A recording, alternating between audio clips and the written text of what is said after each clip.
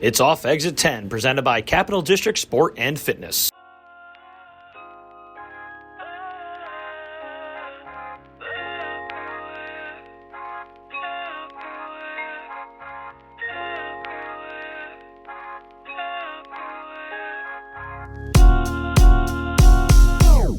We've had pizza before the podcast. Never during. But we've never ate it during. So this is a new experience. I was just so hungry. Me too. You gotta eat. I've been starving since like 3 o'clock. So. And I know you're a pizza guy. Big pizza guy. I mean, I just saw a great post. It was like, here's an idea. Let's have pizza for lunch and a different pizza for dinner. Yeah. I think it's a great idea. Yeah. I'm all for that. Were you doing pizza blogs before Portnoy? No. I think I was reviewing pizza before Portnoy, but I think he was doing it more on a different platform than I was. Right. But I like to say we rose together.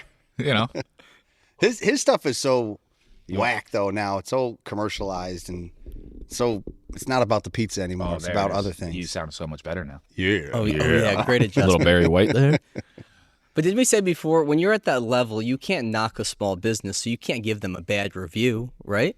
No. Well, are you there to review a business or authentically review a pizza though? Touche. Good point. If you're doing it, it has to be cheese. Like you can give the pizza a bad review, but then say everything else about the customer service and everything else is good. Sure. But I'll go anywhere for a good slice. I don't care if it's a soup Nazi serving it to me. That's fair. Where's this one from? Pronounce it for me again. Venezia's. Is that one of your... I think I don't work there or live there, but I say Venezia's. Is that Sounds right. Yeah. Is that one of your faves around here? In this area, yeah, in the 12065. If it's Clifton Park, it's definitely Venezia's.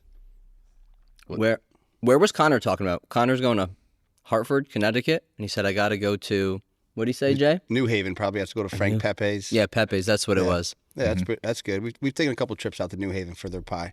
It's good. Some of the best I've ever had. Coal-fired. It's good. We actually went to both Frank Pepe's. We waited in line for 40 minutes for one, and then we walked about 10 yards to the original one and waited in line for like an hour just to get more pizza. So you had pizza from both of them?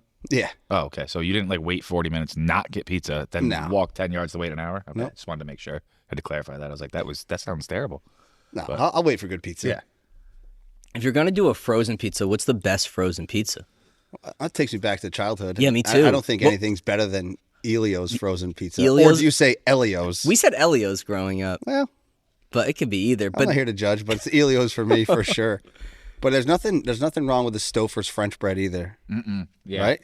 That crunch just cut your mouth right up. That crunch on Yeah. top, the roof of your mouth. Burns Let you that every flavor get right in there. it burns you every time. Yeah, you don't wait. No. The trick is a micro bake. You microwave it for a little bit and then throw it in the oven. Oh, yeah. Cuts the time in half. I still do that sometimes, but I use the air fryer when I got the little personal ones. You Whoa, know? whoa, Yeah, whoa. Like the Jetsons over here. Yeah, you know, I'm moving up in the world here. Is Elio still a thing? Oh, yeah. I'm not sure, but Elio's is. I checked up the pronunciation from the official website. It's Elio's. Elio's. Oh, He didn't do that just now. We didn't hear a thing. He read it just like he would at home. I feel like we need a picture of Jordan perched up over there in those boxes. about to zin it up over there. Did Dustin get you on that, or you were those before? No, Dustin. This is- Spearmint ones give me hiccups. When I walked in, I had hiccups. That Oh, why. it was from the Zins. Zins and seltzer combined. Well, anything in seltzer. That's fair.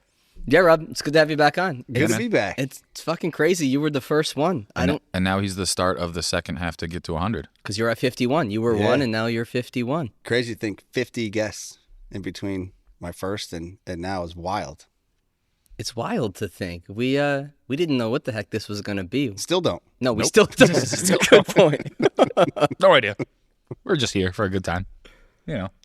Hope everybody else enjoys I'm it too. excited to be here. It's always nice to get together with good people and talk about whatever. It's funny. My son was asking, it's about dodgeball, right? And I said, well, maybe, but probably not. Well, what's it about? I'm not really sure. We're gonna go chat. We're gonna chop it up and see where things take us. You know. That's what I like about these, though. It was funny because you were looking at the outline that I made for your first one, and it was like 3 bullet points. And you can just see like my anxiety play out over 50 episodes because it went from Rob's at 3 bullet points to like, the most recent ones to like 2 pages of bullet points. Yeah, there's definitely some that I'm like, holy shit, dude. I'm like, what are we? This is an essay. Oh, whoa. What are you pulling up? Nothing. It just zoomed in and it freaked me out. Oh, I was like, oh God, what just came up on my computer? Nothing. Okay, good. Even if it's something, say nothing. Don't worry. I know his anxiety works over there. We're good. Nothing popped up. It's crazy though. That's 2 years ago. Mm-hmm. Was it 2? It's 2. It's 2022, January 2022. Here we are, 24. Fresh year. Doesn't feel like 2 years ago. No, it doesn't. But see, one of the things I want to touch on was like lacrosse. You're doing a lot with lacrosse now. Yeah. Yeah. I love the game of lacrosse, and I think I take advantage of a lot of opportunities, whatever I can do, whether it be watch it, coach it, be a part of it, evaluate a program, a team, an athlete. Yeah, I love it. And it's crazy how, I'm 42 now, and, 20 years ago, I'd never thought I'd be following lacrosse and obsessed with the game. And, we're going to Syracuse tomorrow to watch the Cuse play Maryland. And we're so excited. It feels like I'm going to an NFL game. But 20 years ago, I would never imagine that. And, I kind of think back of why, I don't know if it's an obsession with lacrosse. I'm just become a big fan. But I think it has different layers and different levels than other sports do, as far as the history of the game, the future of the game, what's involved in it, the players. And just a huge fan. I just came from Rogue Lacrosse, just watching that and helping out with that. And again, like I said, I'm going to Syracuse tomorrow to watch a good collegiate game. Like, did you play growing up? No, I didn't know the game. Came from a small school, so I never saw it. We had like the little whippets stick on a basket on the end of a stick, and had no clue what it was. And then just kind of found it in college, saw it in college at SUNY Cortland, and the people were great. The teams were great, and that's it. And then teaching, and then one of my first coaching opportunities at Boston Spa was lacrosse. I really didn't know what I was doing, but I could coach, so jumped in and then fell in love with it. Yeah, was that was the first high school sport that you coached? No, basketball was. But basketball was my sport, and like I said, 20 years ago, if you asked me what sport I'm obsessed with, I would say basketball. But that's like in the back burner now. It's crazy. How many sports have you coached? Wow. We could probably list them out. Basketball, soccer, lacrosse, cheerleading, alpine skiing, bowling, Special Olympics unified bowling, and track and field. See, it goes to show you though, like, you don't need to have played the sport to be a good coach at the sport. Right. Like my exposure to you coaching is at the Casey Powell camps. Mm-hmm. And like, you're out there, you're animated, you're vocal, you're directing kids, you're listening. And it's like, those are all skills that you don't need to have played. Yeah, it's the old adage of do what I say, not as I do. Yeah. Right? If you're a good coach, you're smart enough to know not to demonstrate something you can't do, but pick somebody out who can. Mm-hmm. But I think if you're involved in it and you genuinely love it, it translates, right, through energy. And the good coaches, in my opinion, are ones who are energetic, who show passion on and off the field. Is it hard for high schools to find good coaches? I think so, for sure. I think now more than ever, it's too much of a burden. I think parents have a super influence on coaches in schools, athletic directors, things like that. And I also think parents are paying club coaches and things like that. So schools have a tough time finding good coaches and coaches who will stay around. You look around the area of coaches, like generational coaches for 20, 30 years. Yeah, think of the few and far between. Burnt Hills volleyball coach. Yeah, Gary Bynum. That's a dynasty. Mm-hmm. He's still there. He's retired, but he's still coaching. Have you felt the shift over the years in terms of just external pressures, like from parents? This encompasses way more than just coaching the kids at practice and coaching them during games. I see it more than I feel it. I think because I'm so tenured there that I think parents know. I'm not a new coach coming in, but I can just see from my point of view, a new coach, a lot of stresses from that, from parents, instant communication and just right in their ear all the time. I think once you have something established as far as 10, 15 years, just the way it is, and you kind of have that reputation that this is what I've been doing forever, this is how we do things, and it's worked. So what you say just great, thanks for your input, but you're not influencing me. A new coach, however, will take every kind of email, every kind of comment, and just stress over it, whether it be playing time or whatever it is. What do you think the average length is of like a career of somebody coaching one sport, one team, and staying with it in high school? Is it low? Yeah, I don't know how low it is, but I'm sure it's decreased in the past 20, 30 years. You know, you don't hear about the Gary Bynens, the Pat Lylocks in the area anymore because there's so much turnover, whether it's burnout or whatever it is. Maybe it's a new teacher that's looking to get tenure, Right. and they step up and then they have it and they're like, heck with this. Or they just do clinics instead because the money's not there, right? Nobody Right. coaches for the money. Right. Right. That's a good point. And it's a lot of your time. It's a ton of your time, especially if you want a good program, if you want to win, right? And you want people to buy in, it's a ton of time. And if you're a varsity coach in high school, it's year round. Not a lot of people have that time or want to dedicate that time. And for what? To get booed, Right. to get yelled at, to get screamed at. You work for 9 months before a season, and then during your season, you're just hated for 3 months. You spend time away from your family and things like that. You're dedicated to 20 kids that are on the field instead of your own that live at home. Nobody wants to do that anymore. Yeah. It's definitely, I mean, I just think of like our high school, there's still quite a few coaches that have been there forever, you know, the Steltzes and whatnot. Really? But then I look at football and I feel like every year when I ask my brothers who's coaching football, it's we don't know or somebody different, or it's kind of gone back and forth between like 2 or 3 guys over the last 10 years. It's a common answer is we don't know yet. Yeah. And it's crazy that schools are looking to fill positions constantly. I mean, think about it from the teaching standpoint. It's like teachers are crazy underpaid. So it's like, yeah, you probably need. Do you have to be a teacher to be a high school coach or no? No.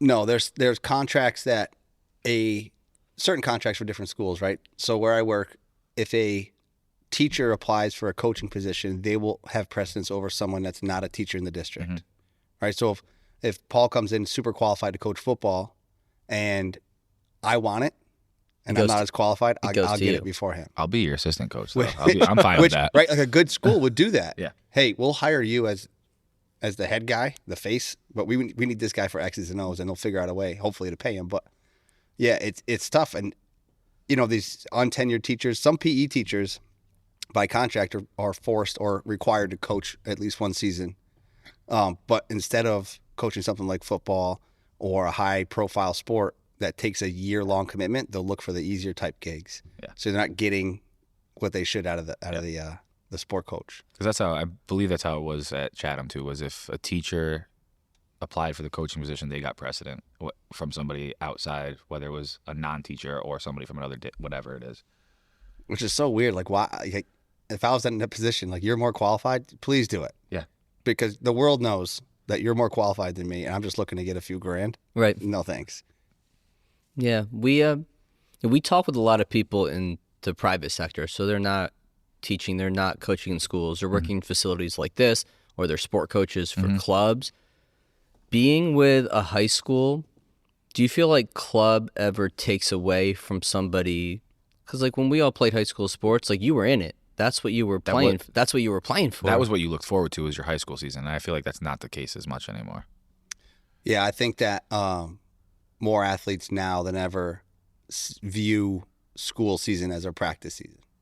And you almost hear it in the way they talk, like, oh, it's just school ball, or, you know, it's not real games, whatever the sport is.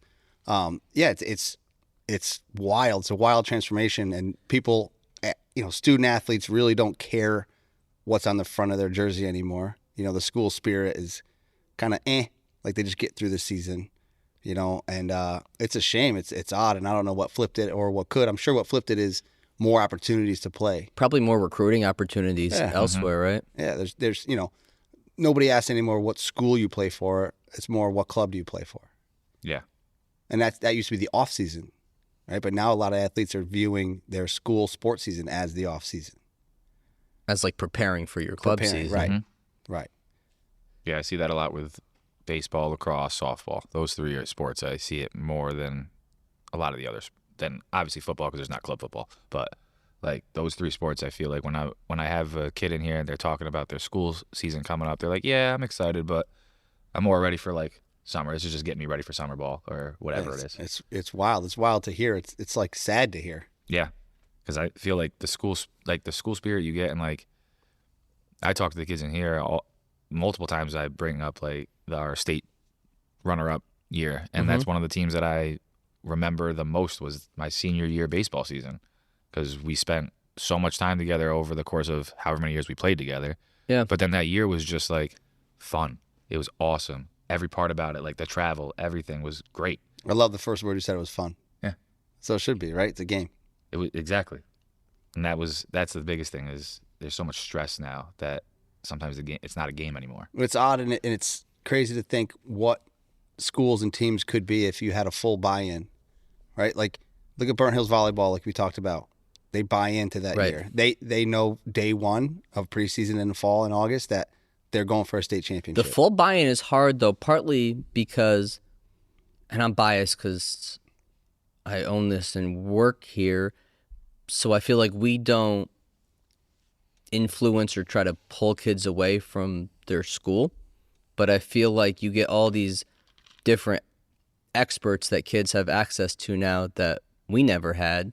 So a parent goes, okay, I got to send them to the best strength coaches and the best skill coach and the best PT. And then there's only so many hours in a day. So it's like, well, now if I'm paying these people and prioritizing these people, it's taking away from your school time and school energy, right? And availability to other sports. And availability to do other sports.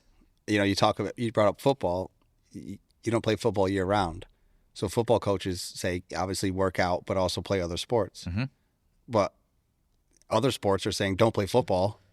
Work out. Focus on your winter sport or your spring sport. You know, it's wild. It's a crazy thing, and I don't know what's going to flip it or what's going to change it or if it even will. You know, but the biggest thing and the saddest thing is the school part of it, like the school spirit part of it, the pep rallies. You know, like being recognized for Pep rallies, athletic achievement in school, because that's where you spend most of your life. That's where most of your as a memories young are. adult. Right? Yeah. Right. And if you're focused so much on doing a sport in the summertime, you're just missing all the opportunities. Did we ever show you how Paul's class ended pep rallies at our high school? I heard about it. Like they're not allowed anymore. Right. You told or me that. they are, but they brought it back because I know my niece they did it, but it's not at all what we did. Like they don't do Not that at all. Like my niece was like, this wasn't, and I also think part of that though is the school spirit thing, like you talked about. Like my niece is very much into like the school spirit thing. That's why I'm hoping she ends up at Cortland because I know she'll like love that. Cortland people fucking love Cortland. They want everybody to go to Cortland. It's her number one school, so you know what? Hopefully she goes there. Were you Cortland, Sarah? So I'm surrounded by all Cortland people right now.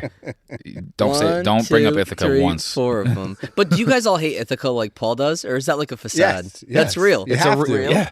Jordan? No. Yes, he does. Yes, he does. Yes, he does. Deep down in Jordan's soul, if it came down to it, he'd be like, "Fuck Ithaca." I see shit. But yeah, the school spirit thing, like I feel like that's part of it. When we had our pep rally, like that year, you had all these competitions. It was seniors versus sophomores versus juniors versus freshmen. It was classes versus classes. Everybody was trying to win. Like And look what that's doing. That's doing team building, team bonding, and competition and drive to win throughout the entire off of grade. the field, and that's easily translated on the field, right? So if you set that tone, you're a winner. We're going to beat whoever's across from us throughout the school day and in the school. That's going to translate instantly to the field, court, or track. Like I feel like every time we had a pep rally, like I mean, granted, obviously homecoming we didn't schedule somebody that was difficult, but we always like went out there and smacked them afterwards because we got hyped up from the pep rally, Right. Or Panther Pride Day, I remember was like the same thing. Everybody was so hyped about Panther Pride Day, and we lost a lot on Panther Pride Day when I was there. A lot. Was that the basketball one? Yeah. Yeah. We played Hudson and got stomped Every on Panther time. Pride Day. Is that for equal opportunities for Panthers, or is that your mascot? That was our mascot. mascot. Okay, good. It's our mascot. Okay, good. I mean, we should give equal opportunity to all Panthers, Yes. though. Panthers are just black Jaguars, okay? Let's just put that out there. Moving on. They are. It's a fact. Or leopards or something like that. They're not like a actual. It is. Look it up. I'm telling you. Are football numbers decreasing or staying the same or increasing at B-Spa? I don't notice much of a difference at B-Spa. I noticed that in the last 5 or 6 years that more opportunities are there for non-athletes. I don't mean that in a mean way, but I'm seeing kids with a jersey on that I would never expect to have a jersey on. I don't know if they need numbers, if coaches just saying, come on out, give you a chance to see the field, to be part of a team. But I'm not noticing a decrease in numbers where it's scary to, we may not have a JV team, we may not have a varsity team, but I am seeing a lot more kids play football kid on my bowling team who's never played football before, senior year, he's on the team. He never saw the field much, but that's cool, he's though. on the team. Yeah. Yeah. Yeah, I think that those numbers that we see dwindling are more at the smaller schools. Right. Because you're Why is that, though? Just because there's less total bodies? I think it's less total bodies, but like we talked about, you have kids that are looking forward to the non-school season for other sports, whether it's fall ball for baseball or lacrosse or whatever it is. They're so sucked into that they're like, well, I can't play football. Or the concussion thing has to be real, too. I'm sure that's a real thing, but I think of like, obviously like where we grew up or like Dan grew up, like Mechanicville's already combined with a school. Yeah. Chatham's Going talking from, about it. You talk about coaches and turnover in coaching. If there wasn't much turnover as there is now, can all school sports succeed, right? If coaches work together. Because I feel like right now, in not so many words, coaches are saying don't play another sport. Yeah. But if there was some kind of coaching union, for lack of a better term, that said, let's get all these athletes to play multiple sports and let all of our programs thrive from it, you'll find some success. A smaller, not super small, but Burnt Hills, you have to work with athletes who are going to play multiple sports because it's not a Shen. Mm-hmm. Why is Shen different? Because it's different. Like when we look for places to live, just from running this gym for 3 years prior, 3.5 years prior, you meet families, you meet kids, and you go, why? Shen is obviously so much bigger, but why do all these parents, they're more on edge? These kids feel more pressured. They're getting pushed into single sport sooner. Is it purely just because of the numbers? Well, I think it's a numbers thing. I think the parents feel the same pressure that they put on their kids. How can the parents set their kid up for success with such a limited opportunity? With so many people there, with so many numbers on teams, what do they need to do to be different? So parents feel the pressure, and what happens to that pressure rolls off them onto the kid. So and onto coaches? Instead of making 3 teams or trying out for 3 teams, let's put all of our eggs in one basket and let's just play lacrosse to maybe get on the varsity team. But what do you see? You see a kid play fall, summer, spring lacrosse, and then play JV, plateau, and then not make varsity. And then what happened to the last 4 years of your dreams of being a lacrosse player or whatever? That's sad, though, because the kid doesn't know any That's better. unreal, yeah. Because that's the first thing that pops in my head is you put all those eggs in that basket, then what happens if you don't make it? Or the kid says, F this. Yeah. I've been doing this for way too long. Mm-hmm. I've been grinding way too hard for nothing. I need to have some fun. You've seen that with just kids around your son over the years? Yeah. Seeing it now, right? Because our son is 8th grade, almost 14. Yeah, so it's like sports And are ramping up at that point. But we're seeing a lot of his friends, maybe 9th graders, 10th graders, who right alongside him would do all the things and are just kind of like, yeah, I think I'm done. I might want to run track. It's more social. It's more my thing. And, life happens, maturity happens. You don't really know what you want to do, especially a kid, right? So that's going to happen. But I'm starting to notice it a little bit more and kind of like shocked at some names that are being said like, well, this kid breathed the sport. Now just wants to flip it. Like if you had to, through your PE education, through being around sports for so long, through being in schools for so long, if you had to create like a structure, like a funnel of how kids, like here's a healthy way to develop. If you can fit within like kind of these guidelines, like your kids can have a better shot to be happy, not get hurt, not get burned out, have a chance to reach like their peak level, whatever that is in their sport. Like what would you say the biggest things are at the elementary level? Well, I think it's funny. You started at elementary, but I think that's where it is. But you start there in elementary and you keep the same things. I think it's fun. I think it's play. I think it's tag games, right? I think it's whatever you want to do. Move, play outside, experiment. You hear stories of athletes picking up a lacrosse stick for the first time as a junior or a senior and being really good. Well, because they're an athlete. Yeah. Like you may not need overtraining and doing this and doing that and do it this way, step this way. Guess what? Your body's going to be totally different in 2 years. Now the way you're stepping doesn't feel right. Just play. That's an interesting thing because in this realm, like people dabble in training younger kids, let's say elementary to early middle school level, and things can become really rigid in the weight room. When you lunge, you got to plant your foot this way, get your butt going back this way. All right, when we start with our sprints, this has to be here, this has to be there. But it's like, yeah, sports aren't rigid, and especially at a young age, things should be as far from rigid as possible. So if you're going to start your sprint, okay, instead of that, go play tag. Yeah. And you have to run as fast as you can. And now you're not going in a straight line. Go play some capture the Because that's flag. not authentic for Right. most sports other than track, right? Right. So just playing. How many schools do you drive by or parks you drive by where the ball fields are empty, the courts are empty, but then you go book a time at the gym and it's packed with kids. There's training on turf. It's everywhere. Yeah. Nobody plays. Yeah, So you said elementary. I think it starts with your movement, right? You have to learn how to gallop, skip, and slide, but then apply that. Throw a ball out there and see what happens. and those are like basic, probably PE things, right? That's it. And the common denominator of all that is smiling and sweating. It goes hand in hand. But galloping is weird as you get older, right? Maybe for you. I saw Rob Gallop right in here. That's right. That's how I get around. Efficient.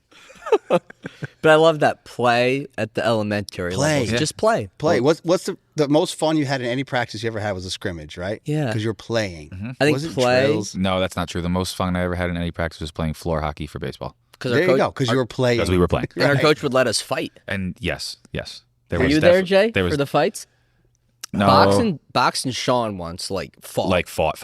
Like, No, I punches wasn't there for thrown, fought. Like but this thrown into a bleacher. This is the difference, though, between times. Like, our coach, these two guys are intense dudes, and we played. Floor It'd hockey. be like once a week we would do floor hockey as conditioning. We're playing as high school boys. Fucking great.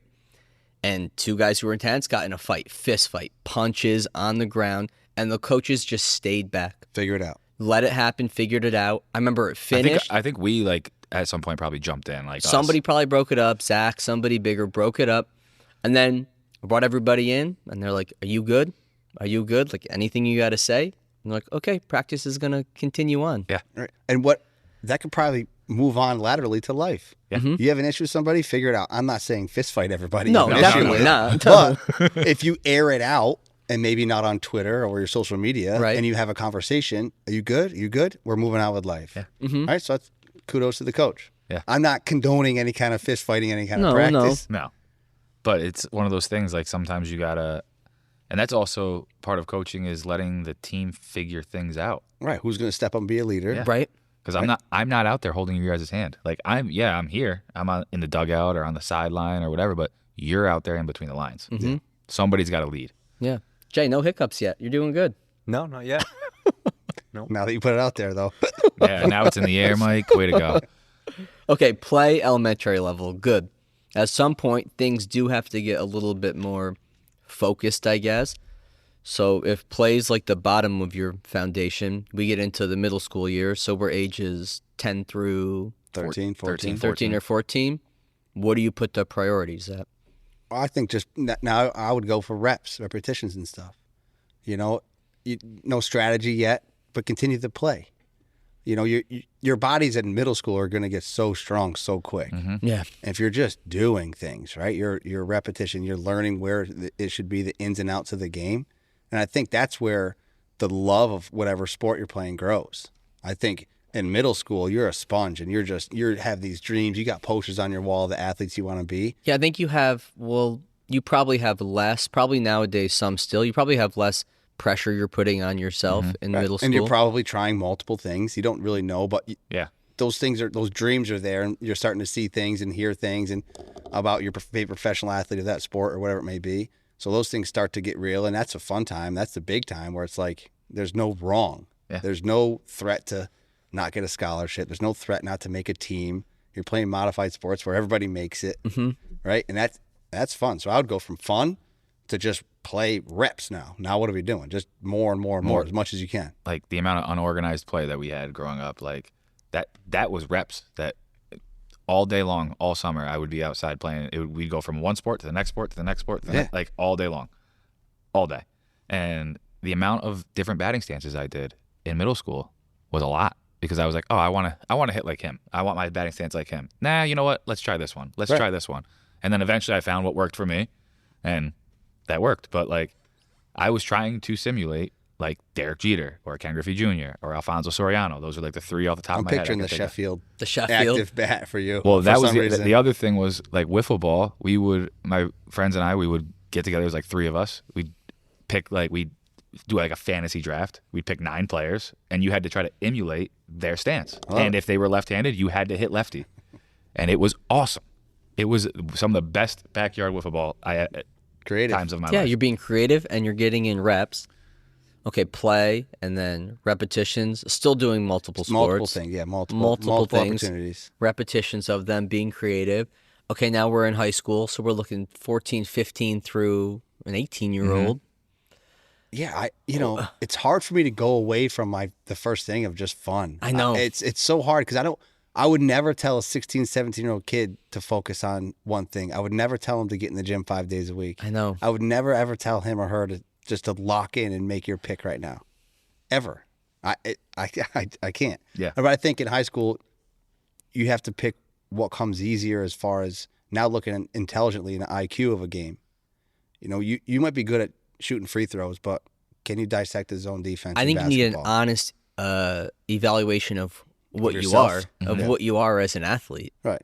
I think it probably starts with that. I think that comes earlier with good athletes. It comes earlier. Hey, I'm a basketball player, but I play soccer to stay in shape for basketball. Mm-hmm. And you see that often with kids. They do certain sports. I see my own kid. My own kid knows he's not a basketball player, but he contributes and he's a hell of a player and he helps the team out. But he knows he's not a basketball player. He's not looking to go to college for basketball, but he has fun doing it with a different crew of kids who don't even know what lacrosse is, right? Like a lot of kids are like, they've never picked up a stick on his basketball team, but he has a great time doing it. And he knows that the defense is very similar in basketball to lacrosse, and he's pretty good at it. So I think it's, again, more opportunities and finding out, like you said, where you really maybe belong. Or I feel more comfortable with one sport or the other, and there's where you dedicate more time to. The supplement industry is like the Wild West. The lack of regulations mean the supplements you purchase may not even contain the ingredients listed on the label, which is why I get my daily vitamins and supplements from Thorne. Thorne vitamins and supplements are made without compromise. Quality ingredients ensure your body optimally absorbs and digests your daily supplements, while in-house and third-party testing ensure you're getting exactly what you paid for. Thorne offers a variety of health tests reviewed by board-certified physicians that evaluate your lifestyle, gut health, sleep, stress hormones, and metabolic markers to determine which vitamins and supplements may be most effective in helping you feel and perform better throughout the day. For college and professional athletes, Thorne has NSF-certified supplements that make sure you won't get pop positive on a drug test. Whether you're an athlete, professional, parent, grandparent, or weekend warrior, Thorne's selection of high-quality supplements can help improve your quality of life. Switch to Thorne's high-quality and extensively tested supplements today at thorne.com/u/CDSF. That's thorne.com/u/CDSF. This episode of Off Exit 10 is brought to you by Anchor and the all-new Anchor Pro, crafted to endure the most high-performance workouts without the high cost and space requirements of a standard cable machine. Named the best portable cable machine by Men's Health Home Gym Awards, Anchor provides the full functionality of a cable machine in one small space-saving unit. Designed with user-friendliness in mind, Anchor can simply be attached to any squat rack or placed on any wall in your home gym using its intuitive sliding track mount.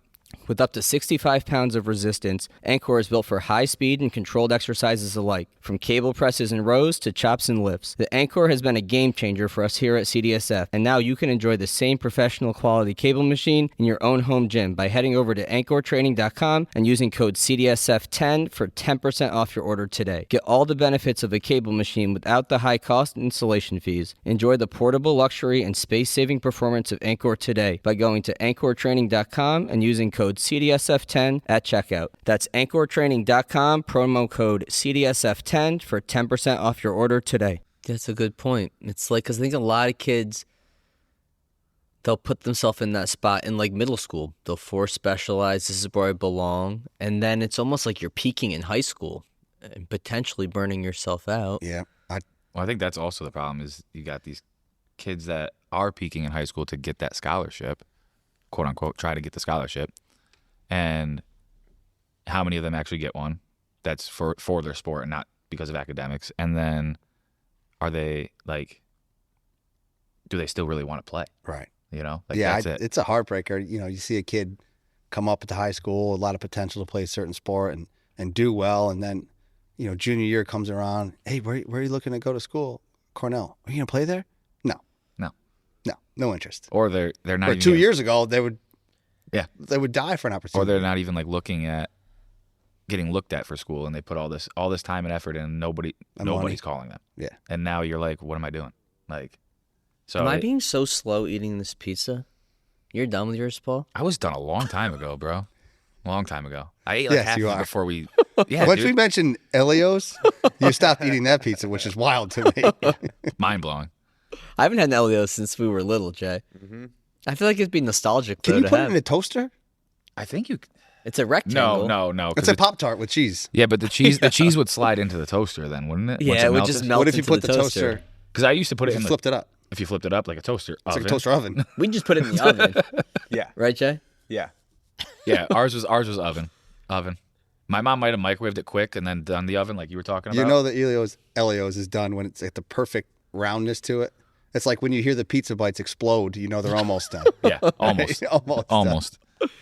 You get the Elios, and you look, and the bottom's burned. Is it You're like, Elio's or Elio's? Sarah, what do you say? Jordan, you cleared it up, right? Oh, I looked it up. Elios. Yeah, he looked it up on Urban Dictionary. It's probably the only place you can find it. Oh, shit. But yeah, this was sports. It's like we have a kid now, and it's scary to think this stuff's only going to get more. It's going to become more hyped up, more pressures, more pressure to do things earlier on in terms of spending all year in one sport. It's like, how have you handled that as a parent? I think, you know, I reflect, and my wife Sarah and I talk a lot, and you know, it's thankfully it's easy for me to step back, right? Because I see my kids and say, wow, they're really good, and other people in the sport are recognizing my son talents play, and it's like, oh, great, thanks. But like, it's easy for me to keep a humble, real mind because of the crap I saw with other athletes and crap I hear and see from other dads, where I can be like, I'm not going to be that guy. I don't want to be that guy. It's not good for him. It's not good for me. It's not good for anybody. So I just sit back and support. And that's the best role that I can play as a dad, is just write the check and say, let's go. You know, I'll give a few words of like, go get him or whatever. But, you know, lucky my kid's got a really humble mind and a good head, and he knows what he has to do and wants to do. So it makes it easy. But seeing those bad examples it's a good check-in for me to just be like, chill out, just relax, and enjoy the ride. Which I'm super thankful. I don't know why I have that, but I'm super thankful, and I check in with myself often to say like, just go. And I don't need to do anything other than drive him there, give him a fist bump and a hug. He still hugs me before he goes on the field because I'm off the field, so I'm happy with that. It's a gift for me. But I see so much, and I hear so much on the sideline. I'm very cognizant of what's going on. And I'm always like, don't ever be that guy. Don't ever be that guy. How do you deal with, obviously you're knowledgeable in the sport of lacrosse and probably in basketball and football, but let's use lacrosse as an example because that's what you're more into. I feel like I know what you're going to ask right now. How do you go about, you see a game play out, you see him make mistakes, you see what goes down. How do you go about post-game, the day after? Do you bring these things up? Do you not bring them up? How do you choose what you say and what you don't say? I choose not to say. I choose to open it up. Like literally like the way home, right? We're usually going to get wings, pizza, beers for me, and how'd it go? Let it come from him. And it could be like, you know, and then you said enough. But then if it's a negative thing, if he had a bad game or it didn't go the way he wanted it to be, he may not want to talk about it, and that's fine. Moving on. Like, rough game. All right. There's 50 more. Like, this, it's not a huge deal. But talk about that's all we talk about is sports.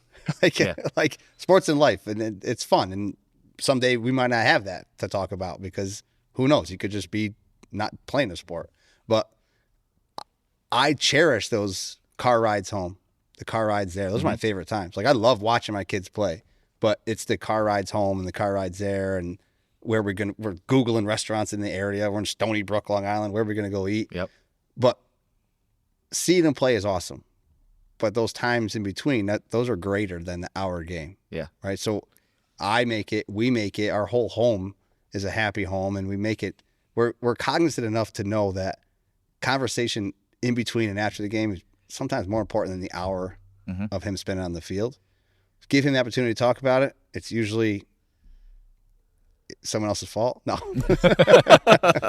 I mean, it's all positive Yeah. though. Like, shots aren't going your way, they're not going your way. There's, like I said, there's another game. That's the next weekend, or it's the next day, or it's next season, whatever it is.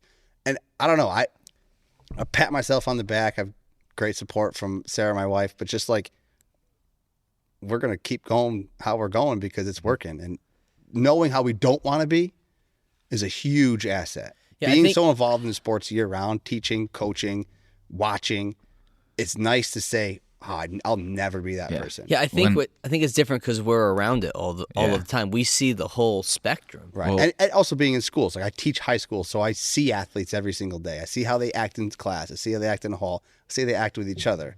And we've been around sports so much where, I'd see something bad happen on the field, and I'd look to my son and say, if I ever, and a couple of years ago, he just got to the point like, Dad, I know. Like, I'm never going to act like, I'm never going to throw my stick on the ground. Say a parent's listening to this and they have the wherewithal to go, shit, man, like, I think I bring up too much negative stuff with my kid about the game. Maybe I'm too hard on him. Maybe I'm pressing him too much about what he's doing. What do you say? I'll say this. If you're not happy with the way your kid acted or reacted on the field, look at yourself. How did you act or react off the field?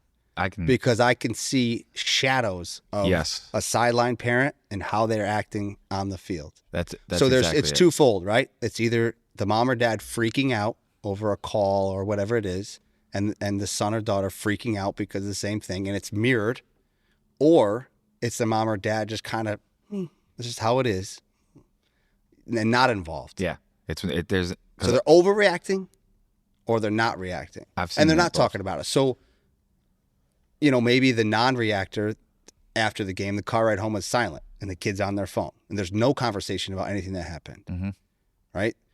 The overreactor, the radio's probably off, the phones are put away, and the dad is probably screaming at the kid for not shooting. And the kid's got his headphones in because he's doesn't want to pay attention or get yelled at. But the amount of times we see, I look for the small things on the field when I'm looking at players or evaluating, or someone says, well, watch this kid, he's good. And I look at the small things. They miss a shot and they slam their stick, or they blame their pocket on their stick, or they hands up to the referee. And like on the horizon is the mom or dad doing the same exact thing, stomping back and forth, hands up in the air. So I guess I wouldn't be advice. I'm not going to give advice, but if you're not happy with your son or daughter's reaction to something that negative that happens on the field, how is your reaction to something negative on the field? Yeah. And I mean, one of the things that you brought up was like when you go home with Talon after a game, it's like you ask him, and I forget who it was. I don't know if it was somebody on the podcast or something I saw, but it was like, kids are a lot smarter than you think, and they'll be able to figure out what went wrong or what went right. And if you just open up the floor to them and let them express it, rather than you being like, this was what was wrong, this is what you need to do, it's like they're going to be able to express it, and then they're going to learn from it. I cheer more when, like, people get mad at me for it, but like my son gets blocked in basketball. Oh, yeah, because you're talking shit. Or like misses a wide open cage. I start laughing because, like, who cares? Yeah, shake it off, right? Like, who cares? And you say kids are smarter than they think. Like, nonverbal things are huge too. Yeah. Oh yeah, right. You see a lot of players maybe miss a pass or miss a shot, and the dad is like this, and as soon as the shot misses, they look up in the stands to see their dad's reaction. I saw. What are you doing? Yeah. What are you doing? Get in the game. Play. At my niece's basketball game, I saw like there was a girl running down the court, and she looks in the stand, and she's like, "Are you mad at me?" And I'm like, "Who are you talking to right now? Who cares?" I'm crying. What does that tell you psychologically between parent and kid when their initial gut, their instinct after a mistake is to look right up at mom or dad? Well, I think that probably the parent put a lot into maybe training, off-season training, but is it for the kid or for them? Mm-hmm. Is it for the parent to feel good because their kid's finally going to make a team or going to do something on a team and find success? Or was it really to provide an opportunity for their kid to have fun?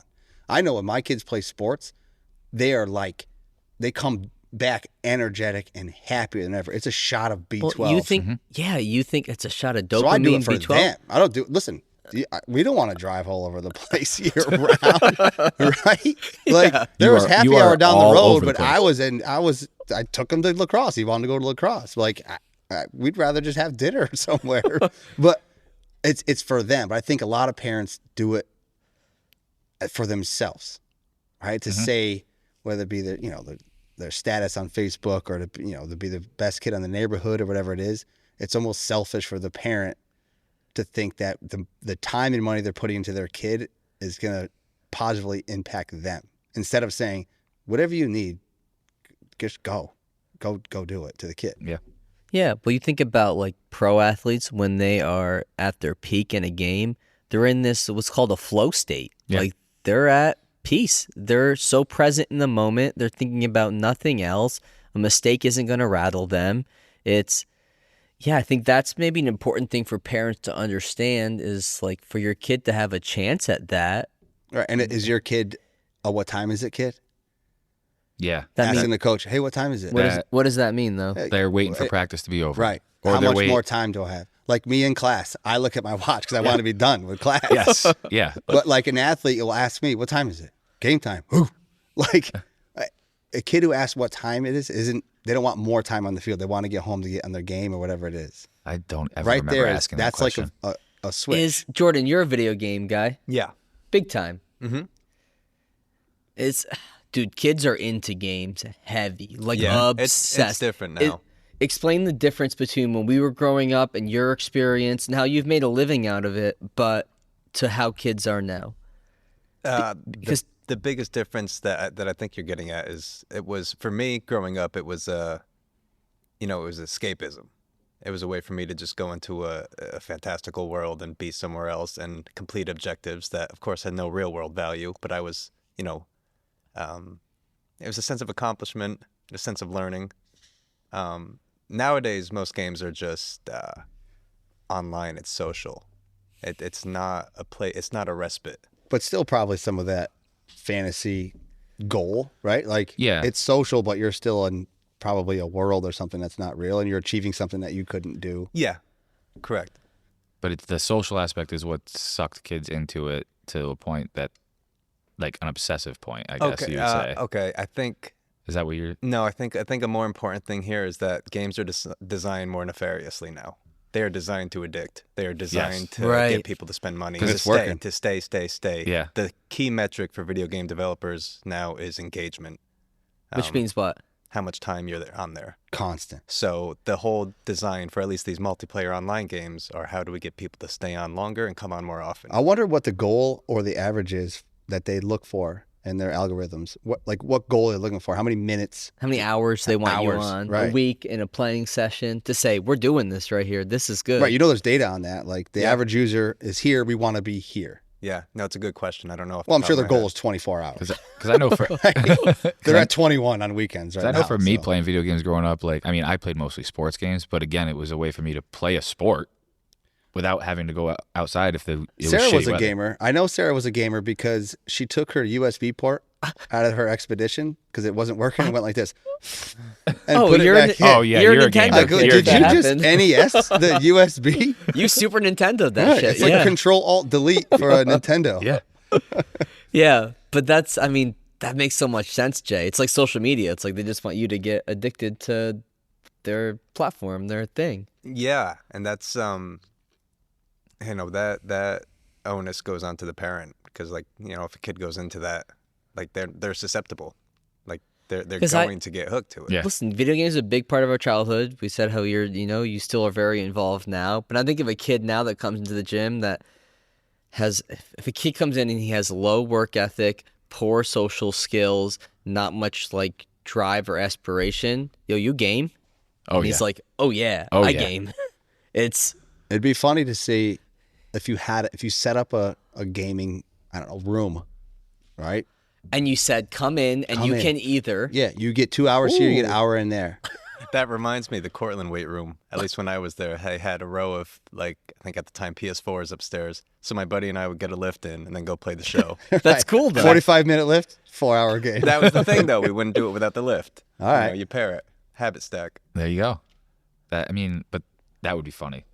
That room would be packed.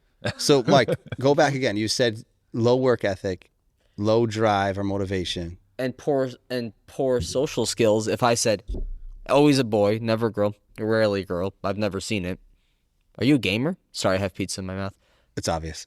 They go, oh yeah. Oh, like yeah. excited to tell Finally, me. I got something out of you. Finally. Like, well, sometimes I sit there and I'm trying to get something out of a kid, and I'll be like, "Are you a gamer?" And they go, "No," and I was like, "Oh, I'm so happy you said that. Thank you. Thank you." But if you're not a gamer now, I hate that term gamer. I feel like I was a gamer. I was a gamer back in Is that high okay to school. use, Jordy? It's lame. All Nobody, I don't think anybody like wants to be a gamer. Sorry. All right, perfect. So what do we say What's then? the proper Because term? when I was in high school, all I wanted to do was be a gamer. Yeah, dude, I was a And gamer all day. I'm not talking about video games. No, I just say play games. Play games. All They right. play- So if you don't play games, you're behind now, right? Like even if you're an athlete, even if you're a popular kid, if you don't have the lingo or the ability to talk about popular games, there's not a spot for you at the table. I feel like you have to be able to troubleshoot some things on a computer. Yeah. You should have to know how to play or be But- familiar with certain listen, terms a year in and a half game. ago, I called an NPC at one point because I was doing this. and I'm like, what the fuck is an NPC? What were you doing? Just waving? by to somebody. Washing windows. Jordy, what's an NPC? A non-playable character. I figured it out. Don't worry. But it was like a year and a half ago. I was like waving, but I was at the other side of the gym and somebody said bye. So I'm like this, and they're like, "You look like an NPC," and I'm like, "What the?" I'm like, Would you call me? I'm like, "You can't diss me if I don't know what it is." But are we just being old men? Because, like, yeah, Jay, growing up, if you couldn't talk Smash Bros. Or James Bond, like, you were out of the loop. It's definitely more mainstream now. It's definitely less, And it's so much more accessible, obviously. Like you have to have it in your home. Like my kids are all athletes. The three of them, they all play 3 sports. But we have I don't even know. What do we have? Xbox? Okay, we have an Xbox. I don't even know what it is. But there's time where it's wintertime. Like please just go sit for a half hour and Oh, I Oh, yeah. loved playing games. Like, I'm yeah. not shitting I'm on it. not No, going it's- to deny it's anybody. the- And it's popular now. Like It's the you have to. where it takes away from the other aspects of your life, and like you said, Right. the social aspect, the work ethic aspect, the not having the motivation to do anything other than play the video Right. game. I don't feel like going to school today. I'm just sit home for 12 hours Yeah. and play video games. What? And like obviously, if you're an e-gamer or something like that, that's what you have to do. But if it's something that's like an outlet, use it as an outlet. Don't use it as an obsession, right? Like I used video games as an outlet a lot of times. Like if I couldn't go outside to play sports, I was like, well, I want to do something. Mm-hmm. Right. So I would play Madden, or I would play 2K, or I would play whatever MLB game was out at the time, MVP baseball or whatever it was. You were all sports games. All sports games. I didn't play all sports games and fighting games like Mortal Kombat, Street Fighter, like those games.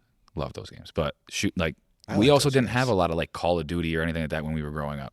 Like No. we didn't Right. have those like games. It was mostly I felt like sports games and fighting games. Thank God. And Mario. I wouldn't know how to. I'd have to like learn. If my kids were into games, I'd have to learn. I don't know. But if your kids weren't into sports, you'd be cool. Yeah, I'd be fine. I'd be the best gamer there was. Sorry, player there was. You'd be the best at playing games, That's Rob. right. Yeah, it's interesting because, like, what do you do when they're younger? You just throw them into everything and see what sticks, what's enjoyable. Yeah, I think our 3 kids have done everything from every sport there was. Something comes home from school because what Sarah and I grew up like we didn't have anything. The schoolyard was down the road from me, so I just played basketball. That's my sport because it was free. Yeah. I rode my bike to the courts and I just played year round. Shovel the court, play. Right? So to provide an opportunity, be in a spot to provide an opportunity to play lacrosse, to do things, like why not? And see what sticks. Yeah. Yeah. And 'cause- who cares? that's Our how- youngest, I don't know if he likes basketball. He's fast as hell. He said, I'll run track. Like, Rev. okay. Rev, yeah. Well, he's also in 4th grade. And, now he's getting to the age where these kids are starting to go to clinics for basketball and things like that. Like, you don't want to go, don't go. Because guess what? In 7th grade, you might be like Talon and be one of the best on the teams and still not a basketball player. Yeah. And it's okay. That I like that. Like I know my my oldest niece, at least, she tried a bunch of different stuff. Like, I just saw a picture pop up on like Facebook memories, and my sister was like, the one time she played basketball, she got like second place in the free throw contest. Guess what she ended up doing? She's a theater kid now. Right. Like, that's what she ended up loving and being obsessed with, theater and dance. But she tried other things too. It wasn't like they were like, we're only going to do this. Right. Try things. Yeah. Whatever you like, I'm stick. glad that They didn't Addie do that. hated dance early. I haven't thought about that. I mean, But we went to Yeah, you're in for it, Mike. You gotta. If she's into dance, so be it, man. What was great is the dance studio was next to Pope's Pizza in Saratoga, so it was like, all right, I guess we'll go to dance. I guess and we're then gonna dance today. pizza I and was- wings after. Jay, I was taught what to do by Dad at dance competitions. He used it to sleep every time we went. Every time. Every time. He would just take a nap. So I'm okay. Church and dance. He slept.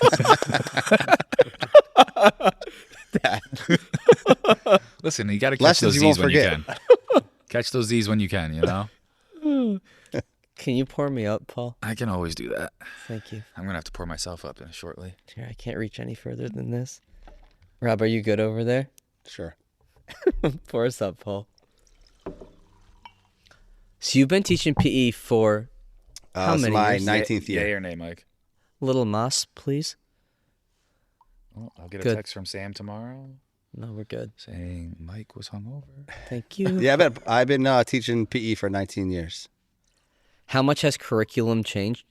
I was in elementary for 6, and this is my 13th in high school. So let's just say high school. It hasn't changed at all. I think that the students change and needs change more than what we teach. Were you how we guys teach it. Were you guys co-ed last time you were on the pod or not? Because we No. saw switch late. Probably. No, we were split 9th and 10th grade boys, 11th, 12th grade boys, 9, 10 girls, 11, 12 girls. Now we're 9, 10 co-ed, 11, 12 co-ed. Is that better or not? I won't say better.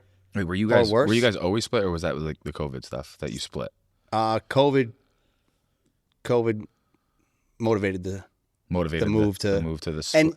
and to be honest, the girls' classes, some of the teachers were teaching things that people may see were girly, right? They were doing dance, they were doing yoga, they were doing gymnastics, Pilates, jump roping, when we were doing floor hockey, dodgeball, basketball, fun things.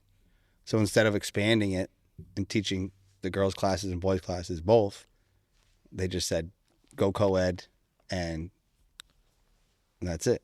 But it's not much different. It's all how you teach it, right? Like, I can drive a car a lot different than you can. It's just how you do it. Curriculum doesn't change. We're given a lot of liberties in how we teach things and what we teach. I just like to have fun. I like the kids to get active. I like them to learn things, and hopes that when they get out of high school, they want to be active. They want to continue to have fun and live a healthy lifestyle. And that's it.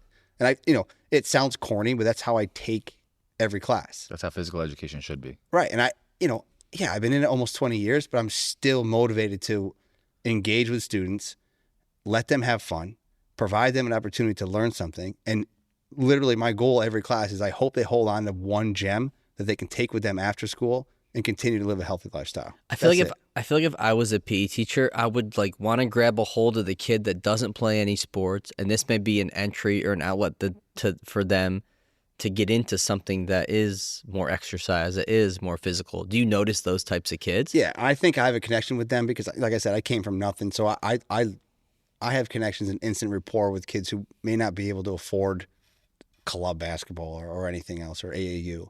So I provide for them an opportunity, and I pump them up and things like that. Who knows where it goes, right? But it's funny how I feel like an old guy when I say I'd see former students at a restaurant or a bar, and they're like, "Oh, we had so much fun," and I didn't know then, right? If I knew now, like all that stuff, and thank you for what you did, and I wouldn't have graduated without you. It's cool to see, it's cool to hear, and it's good to see. I saw a guy plowing a driveway today, honking his horn. I almost flipped him off.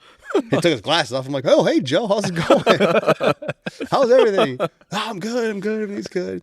So it's cool, and that keeps me motivated throughout the day. Right, each day to go in and say, "All right, let's hopefully plant something in these kids to keep them active, keep them healthy, and keep them happy." I'm not all about breaking out tests in PE class. This is a break. I see the schedule these kids have, and I know what goes on in the rigor and some of the courses that these kids are taking. And I know I want them to put their backpacks down and their Chromebooks away and just let loose. What do you think about, is lifting weights an option for PE class at Boston Spa? Each class has time in the weight room for a weight room unit. It's a 3-week unit. So in our they'd be weight in room. regular PE, and one of the units you would do would be a weight room unit. Right. It's a waste of time. Because? It's my least favorite unit of the year. Because? Our weight room where I teach is the size of a postage stamp. It is tiny. And I teach classes of about 40. So I have 40 adults, men and women, 17, 18-year-olds, 40, 42, with 8 racks. And you can't walk between them. Like to spot, That's stressful. you have to stand on the bench, hop over the bar, and get behind it. There's no room. So initially, my anxiety is through the roof because it's not safe. And it's my job to keep 42 kids active for an hour. So I hate it. Next year at the high school I teach at, the kids can choose a fitness class for the year. What I'd like to see also is if you're an athlete, you go do your workout. Go do your team workout during PE class. Mm-hmm. So that they're getting their workout in. That allows more time for homework or something after school. They stay active. They stay fit. They're lifting. Also, with my class then can go from 40 to 35. More manageable, more touches, more reps for kids, more opportunities. But that's it. But right now, every class does time in the weight room. That's what it feels like. It's a prison sentence. And I mean, like 3 weeks, what are you going to get out of that? Like Nothing. nothing. No. I just bring my workouts from here, steal those. Yeah, it's fair. do It these. works. Because that's been one of our biggest variables in recent years that we've had to deal with kids that come here, right? They'll come in here twice a week, but they're lifting at school twice a week. And Or it's 3 like, times, or they lift twice with Yeah, but so- what? Like that what? and then twice with their team, and then 3 nobody's times. Yeah. like as a teacher. I just want to teach you some core lifts, and Right. and this is what you're going to be doing. I'm never going to ask you to max out on anything. No, you shouldn't. This is what you could do. This We're is what you dealing with should do. Shen. They go hard, and it's like now we're to the point where They go so hard they have a freaking board, and kids want to get on the board. That's the biggest problem. There's a PR board, and kids want to get on it. I hear it from parents that we have in here, and it So drives me work insane. out here and then right. It's do one PR. it's education for like technique on how Sure. kids should do stuff appropriately and like how much you should really load things. But also, what do the parents say? Because obviously the kid at Shen is not paying to come here to work out, right? If I'm a parent, do what you have to do in school as far as PE credit goes, but you're not listening to this coach he's not fitness trained. I think when a parent understands and the kid's mature, that's what happens. Mm-hmm. The second part's harder though. The second part's harder when a kid, mostly boys, they want to get after it. They go heavy in school to get on this PR board. And now I also get it. I get it too. I mean, I understand it. I'm a dude. Mentally. I have an ego. I was that age once. Oh, I get it all the way. Yeah. Put me on that leaderboard. I've literally had conversations. Specifically, there's one kid in particular. I told him, I was like, next year, you're not taking weightlifting in school. I was like, I'll tell your mom. So they take it as a course. It's in substitution of PE. Right. A lot of I'm like- schools have that. And I'm like, go take PE, play some games, have some fun, because you're going to remember that more than the stupid board in Shen's weight room. But I wonder what That you won't be on in does 3 their years. in-sport coach have some sort of say? Like, I don't want my kid 1 rep max benching. I don't on think Good so. game question. day. Nor should a kid ever 1 rep max. The risk is just too high for injury. I don't 1 rep max anymore. I've done it once. Yeah, you crushed the the gym. bench press. I seen it. I've seen it. Two what? 2 something? 260? 265? 265. 2, 3. I see your pecs Next. over there. Next topic. This is 405. This episode of Off Exit 10 is brought to you by Drink Alchemy. Fatigue and brain fog affect us all, destroying everything we pursue. Whether as an athlete, artist, creator, or entrepreneur, our mind holds the key to performing optimally. By combining the most potent organic nootropics found in nature, Drink Alchemy delivers sustainable boost to creativity, memory, energy, and focus in one epic beverage. Stop pumping your body full of excessive amounts of caffeine and unknown proprietary blends from other energy drinks, and get clean energy from Drink Alchemy's natural nootropics like lion's mane, L-theanine, and caffeine from green tea. Used by Olympians, D1 athletes, MMA fighters, and entrepreneurs, Drink Alchemy has become a huge part of my daily routine, making sure I'm functioning optimally during long days of coaching athletes, running CDSF, and getting in quality workouts myself. So do yourself a favor and ditch the energy drinks loaded with caffeine, other stimulants, and who knows what else, and head over to drinkalchemy.com today. Live with your mind unbound and save 10% off your order by using code CDSF at checkout. That's drinkalchemy.com, promo code CDSF for 10% off your order today. But yeah, that's tough. Like, you're okay with that being in substitution for traditional PE? If it's ran by someone who Is certified. yeah, and knows what they're doing. Like, it's not just like, okay, this is what we're doing. If you're in sport, if it's game day, you should have different workouts for different, because it's not always going to line up the same exact day, right? Are you in recovery? You just played a game on Monday. You have PE on Tuesday morning. The workout's not going to be the same as it would pre-game or preseason. It's like, then that's awesome if something's structured like that. Yeah. Then that's fantastic for kids. No, you played last night. You're in recovery. Hit the foam roller for a half an hour and we'll talk about it. Yeah. Like, go do some stretches. We'll be all right. Right. Yeah. And that's awesome. And that's an incredible asset to the program. But if you have somebody push up against you by working out and overworking, and now what? You get hurt in PE class, weightlifting, and now you can't play for a week? We've seen it. That's wild. Yeah. We've seen it. Like, that's the opposite of what the program should be, in my opinion. Yeah, but that's like just the evolution of the level of coach that there is. Like, in our field, people, you get into it because you like to lift weights, and you usually start off by doing like bodybuilding type training.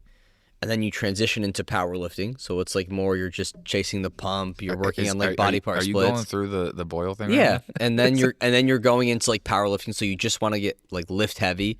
And that's where a lot of younger coaches are stuck in. So you may see like high school level coaches where that's where they're living, so that's how they train their athletes.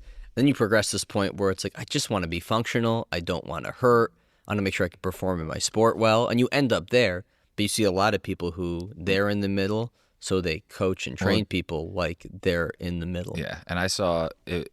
That relates to like a post I saw recently from a guy who's like a physical therapist. He's like, once I allowed myself to stop doing the traditional stuff in the gym is when I started to feel my best and see the best results. Right. And like that for me was also resonated because 5-6 years ago, like I would have been barbell benching, barbell squatting, barbell deadlifting, probably multiple times a week for each thing. And I would have felt fine and been strong, but like outside of the gym, I didn't feel as good as I do now. Right. And I'm 6 years older, and I'm gonna be 34 in like a month and a half. Like, but you have to adjust your training. You have to adjust your mentality, which is sometimes the hardest part. But I still lift heavy. Mentality is huge, and I wonder what that athlete feels. Is it another thing to give them an edge on the field? Yeah, I worked out at CDSF. I had practice. I worked out in PE. I'm ahead of whoever didn't work out in PE. Like, it's another thing that just says, like, I should be this, and I need more, and I need to give more, when it's probably hurting them more than it's helping them. Well, and I think it's also one of those things like you talk about, like repetitions, right, in middle school. I think it's one of those things where kids think, okay, well, with baseball or lacrosse or basketball or whatever sport they play, I got to get reps on the court or reps on the field. It's not the same with the gym. No. Like, you have to let your body, and even with your sport, you got to let your body recover. But with the gym, you can't go in and go, okay, I'm going to squat on Monday, squat on Tuesday, squat on Wednesday. Right. Like, you can't do that. Right. You just can't. Like, it's not, unless you're literally the least trained person, you're not going to do that anyway.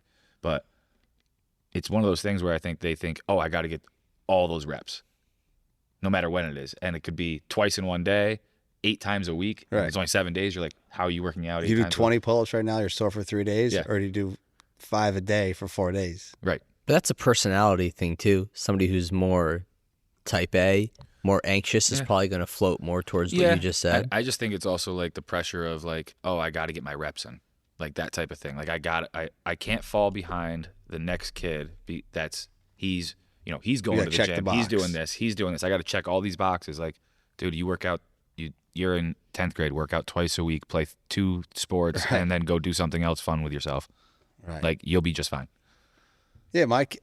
Our 13-year-old 8th grader is getting a little bit of an itch for the gym. We talk about it. He knows I come in here. It's because he wants to kick your ass, probably. Well, don't tell him, but he probably can. No, sidebar. I came home from bowling sectionals, and I was in Vans, jeans, quarter zip. He's shooting hoops outside. It's like 13 degrees. And I'm like, all right, like, we start shooting. Like, D me up. So we played for like 20 minutes. I had blood lungs. I'm like dying. I score once. I'm like, 4-3. I'm going in. He's like, it's 3-3. I'm like, it's 4-3, dude. Like, I told Sarah, I got to stretch if we ever play one-on-one. And I got like a year. And then I won't be able to touch him. Dang. That's funny. No, it's not funny. So he's getting the itch though for lifting. He's lifting with the lacrosse team once or twice a week. It's just whatever. And I'm always say to be safe, right? Get with a good group. Don't be with knuckleheads. I think as an 8th grader, if my daughter was in 8th grade, I'd say be safe. I'd say here's how you be safe. Right. I say you're always going to leave at 8th grade. You're always going to leave like 4 or 5 reps in the tank. If you can do a weight, make sure you can do it for 4 or 5 more cleanly. I'd say no heavy 2-legged lifts, no heavy squats, no heavy deadlifts. That's a lot of compression on your spine, and you're still growing. And for no reason. I always tell them too, like numbers don't mean anything. Like don't because someone's lifting more than you at 8th grade. Yep. Who cares? You're there. You're having fun. But he's starting to get stronger. Like Yeah, I'd say you're 13 years old. You sneeze and you have an ab. For sure. Right? Like, yeah, I'd say, but work hard. Make sure you're enjoying it. pick a good group. The best thing I took out of he went lifting Wednesday. I picked him up. He came out with his knucklehead buddies. All his knucklehead buddies had shorts and t-shirts on, sweating. He had sweatpants, a hoodie, and a jacket. And I was like, dude, thank you so much. Why? He's like, because you're dressed appropriately for the weather. I don't care what happened in the weight room, but you came out wearing a hoodie and a jacket, and it's 3 degrees out. Thank you, because all your knucklehead buddies are just steaming into the parking lot. Yeah. Literally, you could see it. Yeah, at 8th grade, you're just setting the foundation for what's going to come. Learning good technique, staying healthy. Right, and the fact that you like it is good. So when you get older, and now you have the hormones more, and your body's more developed, so your bones and your ligaments and your tendons can tolerate more external load. And you've already built the foundation with, I know how to like hinge my hips and move well through a deadlift and a goblet squat. And now, okay, let's just. And now he'll never be embarrassed if he ever goes to a gym and someone says, "Have you ever bench pressed before?" That was me. I did that to Rob. Yeah, thanks. I don't know why. I've Me used either. I've used that joke many times. That stays. When Rob first came in here, you were one of our first clients. It's so crazy. It's wild that I'm still here after that comment. But yes. Yeah, you stayed. You came here through Shelly, through my wife's super cousin. I don't even know if that's how you really call it, but they're super cousins. And yeah, Rob came in. Did we bench press on the first day? Dumbbell bench, probably? I blacked out when you said, "Have you ever bench pressed I before?" said, you ever bench press before? What an insult. Fuck me, man. I've gotten better over the years because I would never say that to some dude the first time I met him. Not what's your bench, or do you prefer dumbbell bench? What's up, bro? Ever bench before? What? Excuse me, do you see these pecs? What's the best way to leave Yeah, this door? I'm sorry, Rob. I've never said that to anybody else after that day. Well, if it learned a lesson, I'm proud to wear it. And I'm still here. I've said it to Rob multiple I'm times. still as a here. joke. Yeah, it's like a running joke in the gym. But yeah, with the kids with the lifting in school and like the numbers, I do like there's times in here I'll ask the kid, I'm like, yo, what's your sport? And they're like, lacrosse. And I'm like, yeah, not powerlifting or weightlifting. Maybe one day. Right. Not right now. Yeah, people take lifting as a sport because you have egos if you're an athlete. So whatever you're doing, you want to be the best at, Which is okay. which is great. You should keep that mentality. It's great through your whole life. But you have to put in reference in the gym. It's just to make you better at performing your sport. Isn't that and crazy to stay how healthy. in the gym, in a fitness center, numbers is the only thing that matters. But But numbers don't matter, right? Like your Right. height, your weight, whatever you want to do, BMI doesn't matter. But the weight that you're lifting or pressing is what matters. yeah, but that's where choosing the right exercise matters. Because if if we're doing deadlift squat with late middle school, early high school kids, any high school kid, it doesn't matter. Right. But because the risk is higher for them hurting But themselves. outside of here, when they talk about it, Right. the only thing that they care about is how much it was, how I wish high it was. I wish the culture should shift. So what Right. matters is I lift 2 times a week all year, even if when I'm in season. And then my single leg numbers, I crush. Like I could split squat, 200 pounds, and I could single leg squat 80 pounds, and I could skater squat 60 pounds. Like, Right. But 60, you're like, dude, what are you doing with 60 pounds? But like, skater squat Go 60 do, pounds. go do a skater squat with no Right. weight. And then Or- talk Yeah. to me. Or what numbers that matter is how many different types of squats you can do. Right. I think that's a culture shift in the weight room, right? Like the weight room didn't get popular in our country probably until the 70s, and Arnold popularized it. And that's bodybuilding, that's big muscles, that's feeling the pump, Grunt stuff. grunting. And then you shift into these guys trained like powerlifters. You had the Ronnie Colemans and the Lou Ferrigno, and like they're just lifting heavy. And that's what the weight room still is for a lot of people. Right. And in sport, it shouldn't be that. Because it's nobody wants to hear that question. What's your bench? Right? Like, Right. You first. Listen, Yeah. if a kid comes in here and goes, dude, I want to get an arm pump, go ahead. Hit some bicep curls, some tricep extensions, go get an arm pump. But, like, we don't care about your bench press and all that. Like, getting a pump's great. Cool. Fun. Right. Like, I'm never going to tell a kid, don't do bicep curls unless it's, like, they have an injury. But you want to do 185 on a bench press and you're a baseball player who's got a shoulder injury. Like, no, we're not going to do that. Why? I don't care how much you want to do it. Like, Yeah. I don't care about that number. But unfortunately, that's what We it keep is. talking about the shift, right? Like the athlete shift from multi-sport to single sport, the shift from more video games, the shift from, bodybuilding and moving from that. And it's funny and it's cyclical, and hopefully somebody listens to this in 20 years and thinks that we're antiquated from even talking about it, because the shift has happened back again. Well, Right.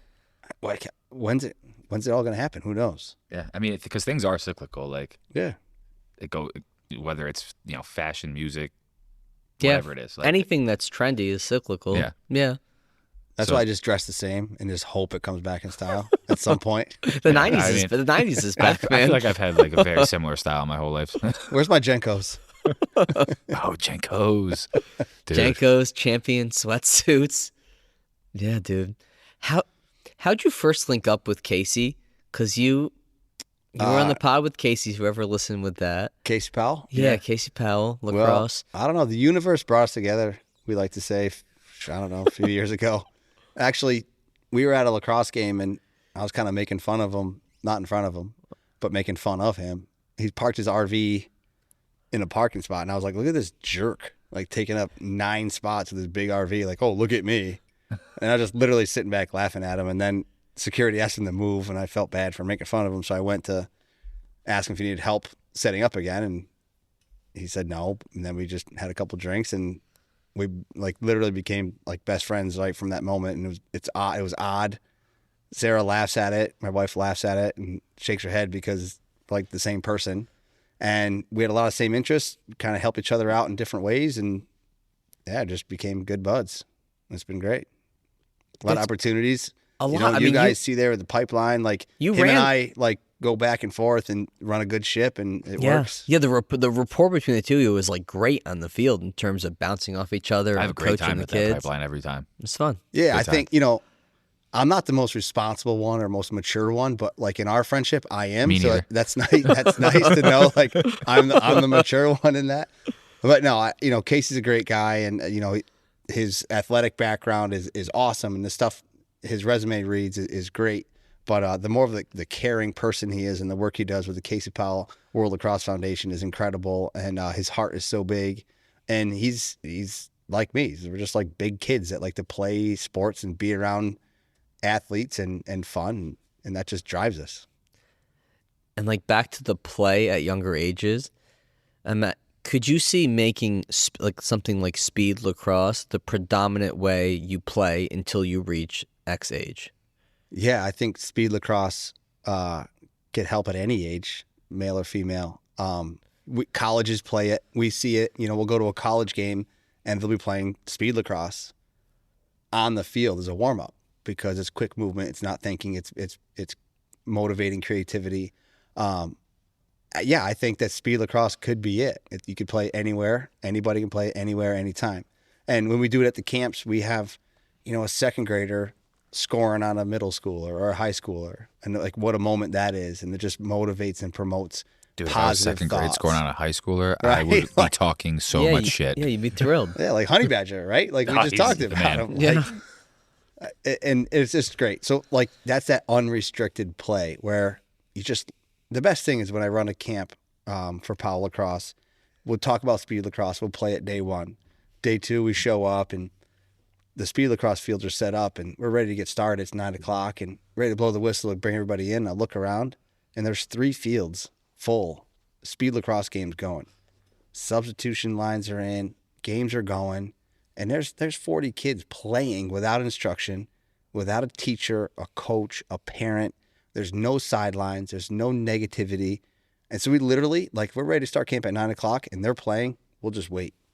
Play. This is exactly what you should be doing right now. Unrestricted play. An organized play in an organized setting. That's it. Because that's what we're gonna have to. And that's the goal. Like if I drove around, we talk about driving by empty courts and empty parks.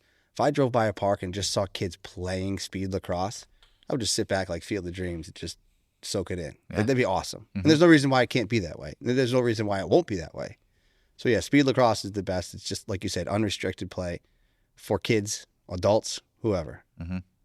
I think with the parks thing and whatnot and the unorganized play is at a certain age too, probably closer to like the high school age. Kids get the fear of getting hurt for their sport, and then they don't go do other things like that. Not all kids, but like some kids get that in their head. Yeah. And for me, I'm like, if you're afraid to get hurt, then those are the times you might get hurt. exactly. If you're doing something half-ass, 50%, You're going to get hurt that. when you just get it out of your mind and just let your body And move. getting hurt's just Right, going to there'd happen. be times on the field, there'd be times on a dodgeball court, and I'm just like, I'm done. Like, oh, let's do one more. I'm like, no, I said I'm done. Like, I'm Yeah. done. Because those are the times where I go out like, oh, I'll just, no, that's when bad things happen. Yeah. Sometimes getting hurt is just going to happen. Like the guy in the Super Bowl with his Achilles. It's Yeah. like, it just was going to happen. My that guy. Achilles just happened. Yeah. R.I.P. Casey's Achilles. Yep. R.I.P. But the same thing, like the first time I stepped back onto a field, I really didn't think. I thought about it probably the first time I ran, but in warm-ups, and then I sprinted a few more Yeah, times. turn And it off. I was like, all right, we're good. Right, let's I go. feel good. I'm good. Let's go. And I didn't think about it. And It's all Cortland people here, but at the table, we have 2 Jets fans and 1 Cowboys fan. Who's the next to win a Super Bowl between those neither two? one of them, it's never going to happen. But in our between the lifetime. two, you got to choose Never. one. One's going to win it first. Okay, I'll choose the Jets. Who's going to win it first? What if they're both in What it? if they both never win it? What if again? they're in it? Could they both be in it? Yeah, AFC, NFC, Yeah. right? Yes, they could. They Oh, could. the NFL would never allow that. Nobody would watch that game. It might be the most watched game. I don't know. I think Cowboys I thought were really good this year, and they should have done more. That's always the They Cowboys, let though, me right, down Paul? so hard. This was like one of the few years though that I actually was like, wow, maybe. And then I was like, nope, just the same old bullshit that I deal with every year. And now it's baseball season. So Who was let the down to last the of the Yankees. two to go to a championship game in their conference? Jets. The Jets. Jets Mark there with Mark Sanchez? Sanchez and Rex Ryan. Yeah. Although Bart any Scott. 49ers fans that want to talk smack, Cowboys have won a Super Bowl more recently than the 49ers. Oh. That's all. So I just had to say it. I had to put it out there. It's happened. Having Second place is just the having first the Jets loser. once. Second place is the first loser. 1969. Yeah. Joe Namath. What a time to be alive. And For he called- somebody, and he not called, me, and he called but- the shot. At least you have that. You guys won one and you called it. Yeah, but who cares about that? I mean, it's pretty sweet. It's like Babe Ruth calling his shot, if that ever happened. Let's get another one. It's so long Answer your ago. question. I think the Jets. If I was going to answer the question honestly, I would probably honestly say the Jets too. I agree. Thanks, Paul. Me too. Unless, and sounds so bad, but unless Jerry Jones dies, then I would say Cowboys. Then they're going to XFL. No, then the year he dies, it will be probably the year the Cowboys win the Super Bowl Oof. because his hands Poor aren't in it. Jerry. I'm sorry, Jerry. You're a great guy, but hey. Are you good at sports trivia from doing trivia? No. Sometimes when I host trivia, I read a lot of the questions, but I don't retain them or recall them because I'm just focused more on hosting and Right. not Making sure sound like an everybody has a good idiot, time. even if I sound like an idiot. No. It's funny because when I read something, I'm like, oh, let's remember that, and then but maybe my recall might pick up a couple of. Do you ever I read need one to. and think you know the answer? Then you go, wow, I was way wrong. Yeah, that happens. You for go, sure. wow, Yep. good thing I'm not out there. Yep. Are you still a trivia guy, Jay? You used to do it a lot, right? Yeah, I used to go weekly in Chatham. Less so now that I live in Troy, but I love trivia. I believe there's big one. time. There's a spot in Troy that does trivia. Yeah, I think. I used to go. It was Thursday nights, 518 Craft. Okay. Yeah, the crew that I have at Nanola on Tuesdays, every Tuesday is pretty awesome. And it's, we get about 10, 12 teams a week and we fill the place. But 6 of those teams are there every single Tuesday. I've been doing it for like 5 years and they're there every single Tuesday. Like they give me Christmas cards and birthday cards. Like we're like family. I see them once a week. But they're really good. and the good teams have, it's like a Trivial Pursuit. Like they have like an old person, they have like a sports guy, English teacher. Is that how people are it on is, a Jay? team? Yeah, that's how we construct a team. If a new person comes, we say, "What do you know? Like, what's your strength?" And you're like, no, we got one of those. You're yeah, good. no, we're good. Next. Thank you. Thank How you. many people are on a team at this thing? Anywhere from 1 to 10. Oh, so if you got somebody that's by themselves and they could be like, Right. Sometimes the smaller teams do better because there's no arguing. You just go with it. yeah, I get the answer sheets. There's like 8 answers scratched off. The right one's scratched off. They argue over it.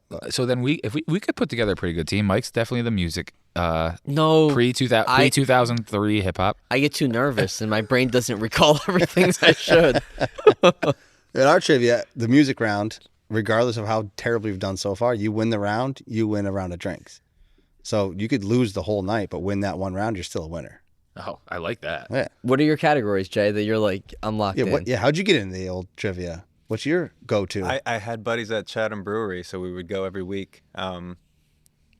Sports, Yeah. movies, Games, games, geography, seltzers. seltzer flavors, seltzer companies. Yeah, history. Yeah, everything. Yeah, You're- I'm you're filling pretty- in the trivial. You're Pursuit pretty pie. well Like rounded it. over there. Do you do it through Trivia Night Live? Is Yep. it- yeah, What's that? That's that's the company. It's a company. That's how you get the I buy a game questions? from. Yeah. Do you go to the? I don't think it's called the Super Bowl, but do you know what I'm No, talking yeah, about? I think they do call it Super Bowl. No, I don't Okay, go. okay. What yeah, is yeah, that? I've been before. They at like a hotel, right? Like a big Yep. hall, and it's the trivia Super Bowl. All the teams from the region, all the different trivia nights come together and have one big game. That's No pretty shit. sweet. no sounds- shit.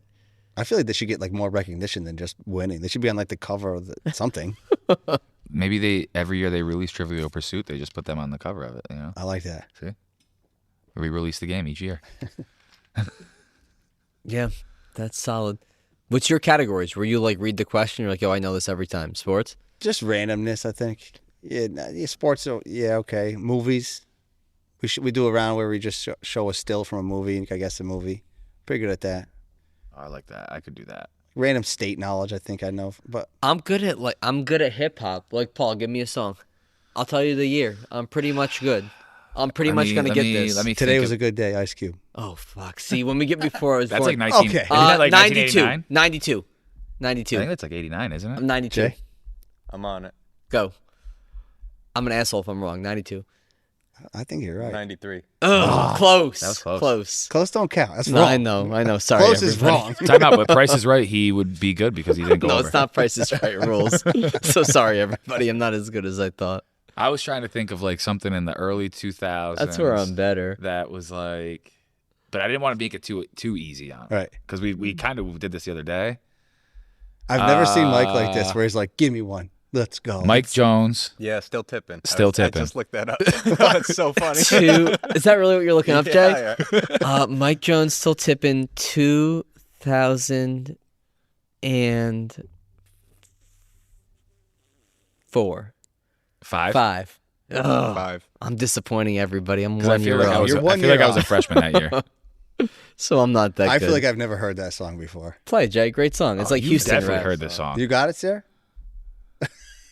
Here, put it in. 03 is a year I can name a lot of songs from though, because there's a lot of albums that came out that year. It's that what I'm chopped and hearing? screwed. It's like DJ Screwed. He just slows everything down. So all the guys who drank the syrup, so they just Sipping slow the down all their syrup? beats. Oh, this is the Slim Thug part. That's not even Mike Jones. But what are you? You're rap and rock? Yeah, I'm a whatever feels good. That's how I like am. more of a positive message, I think. You know, I'm not all about like negative stuff and crying and whining. I'm definitely not a country guy. I mean, that's like my only old rule. country, right? Like sitting back country, I'm okay with that. People who were actually dirty and like wore a cowboy hat, not like pretty boy country. I came in the other day and Dan had something. I was Fuck. like, I hate Luke and Bryan. he's like, "This is Jason Aldean." I said, "I don't care who she is. I don't care who she is. She sounds lovely, but I can't do it." Sitting I on can't- a back road. Oh, I they're can't the work out to worst. country No music way. at all. No. I like country music, and it's funny because kids in here don't think I listen to any. I'm like, I probably listen to more country music than 75% of the people in here. No, I knew I wasn't because I listened to a full. Oh yeah, I remember. I this. listened to a full 2-hour Luke Combs interview, and I go, "What a cool dude! Yeah. He's great. Let me listen to his music." For here, and like for 3 a podcast. and like 3 seconds in, I was like, "Fuck this! No way." Yeah, it's Fast definitely Car is good. Fast Car is good. That's a remake, right? His remake of Fast Car is great. Like, it's very good. You don't happen to play country music backward, right? What? Your tractor's fixed, your dog's alive, your wife comes back. Jay, what's the song? The fridge is full of beer. That's right. What's the song that Dan had on when you came in? It was like when I die, I'm gonna wake up a country boy, and you were like, "Aren't you a country boy already?" What are you now? Don't play it. I don't want to fucking listen to I it. wouldn't know how to look into that. Yeah, I think would. I it's, can't even help you with that one. Sipping on fofos. I'd rather take that, which like I have like equally no relation to. Yeah, anything That's that you the can kind of country. move to, right, without thinking about it, and sometimes the lyric catches you, like, oh, okay, that was kind of funny, or smart, or well written. That's what I listen to. But yeah, I like more upbeat stuff, I guess. I'm definitely listening to whatever. It's just the vibe in my body at that time. Like, it could be upbeat, it could be slower, it could be country. Country's definitely more in the summer for me than any other time of the year. Give me a beer and some country music on a lake, I'm happy. I might need a lot more than one beer if I had to listen to country music. I'm not listening to it the whole time. All right, Yeah. Mikey, what year? We got to get you one. Fuck, bro. Now I'm getting anxious and nervous. Go. I'll Yeah. give you a gimme right now. Oh God, 21 questions, 50 cent. Jesus, I'm Come failing everybody. Come on. 03? Yes, thank you. Yeah, I knew that. That was Get Rich or Die Trying. Okay. Yep. Okay, good. Yep. Sarah, actually, I was student teaching in Rochester in 2003, and going out west, it was Kiss FM, right? And Get Rich or Die Trying. So the guy literally like locked the door of the studio and he played, what birthday song, whatever, In the club. in the club. Yeah. How many times did they play it? I think I heard it about 6. About Like- 6 times in a row. In a like row. This song's banging. Huge. And it was a new song, and That song obviously is they so were right, good. but Song's still so good. yeah. It's one of Yeah, my that favorite. It's one of my favorite hip hop. Jay, play the intro to that album. You just hear the 2 quarters drop or the 2 bullet shells drop, whatever you want it to be in your I'm head. assuming it's 2 quarters, but you know. Whatever, but you're just like, okay, here we go. And then it's no skips from here on out. You guys better be ready. 50 Cent is coming. That's what got me, a little white kid from Chatham, into rap, was that album. Yeah. I think I said it before on here, but not Pudge's brother, this kid's brother we grew up with, who was older, burned me the CD. Mm-hmm. I was in 7th grade, and I was like, what is this stuff? And that was it. I've been rap music ever That since. was not the first rap thing that put me on. Big Willie style. God. Oh, my Don't play God. that, Jordan. Benvenuto, Ami. Yes, listen, come on. You talking about good vibes? It's a great song. Give me like Men in Black and the actually my first CD I owned was the Men in Black soundtrack. What was your first CD? Can you remember? Blues Traveler. That's good. Yeah. A Men in Blues Black Traveler. soundtrack, definitely. Alice in Chains, Dirt, Mm-hmm. and Smashing Pumpkin was Nice. awesome. It was a double CD.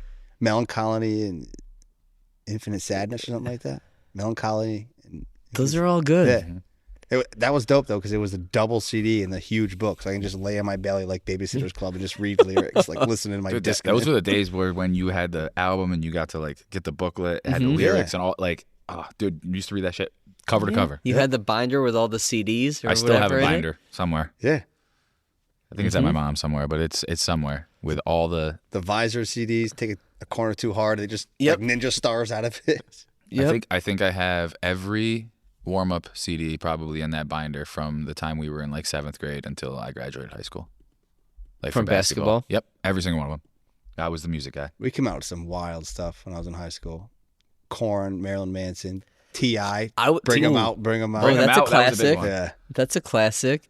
You were in high school at that time? Yes. Paul, what the fuck?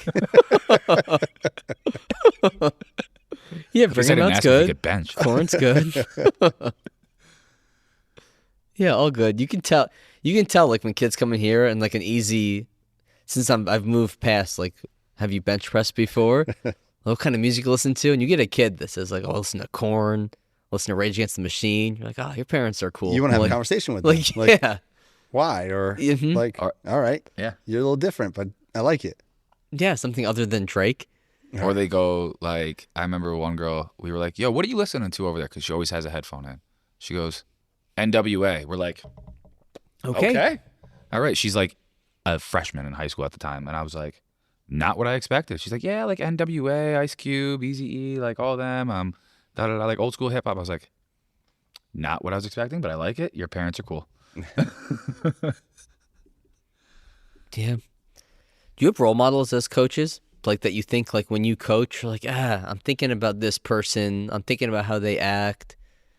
No. Or no?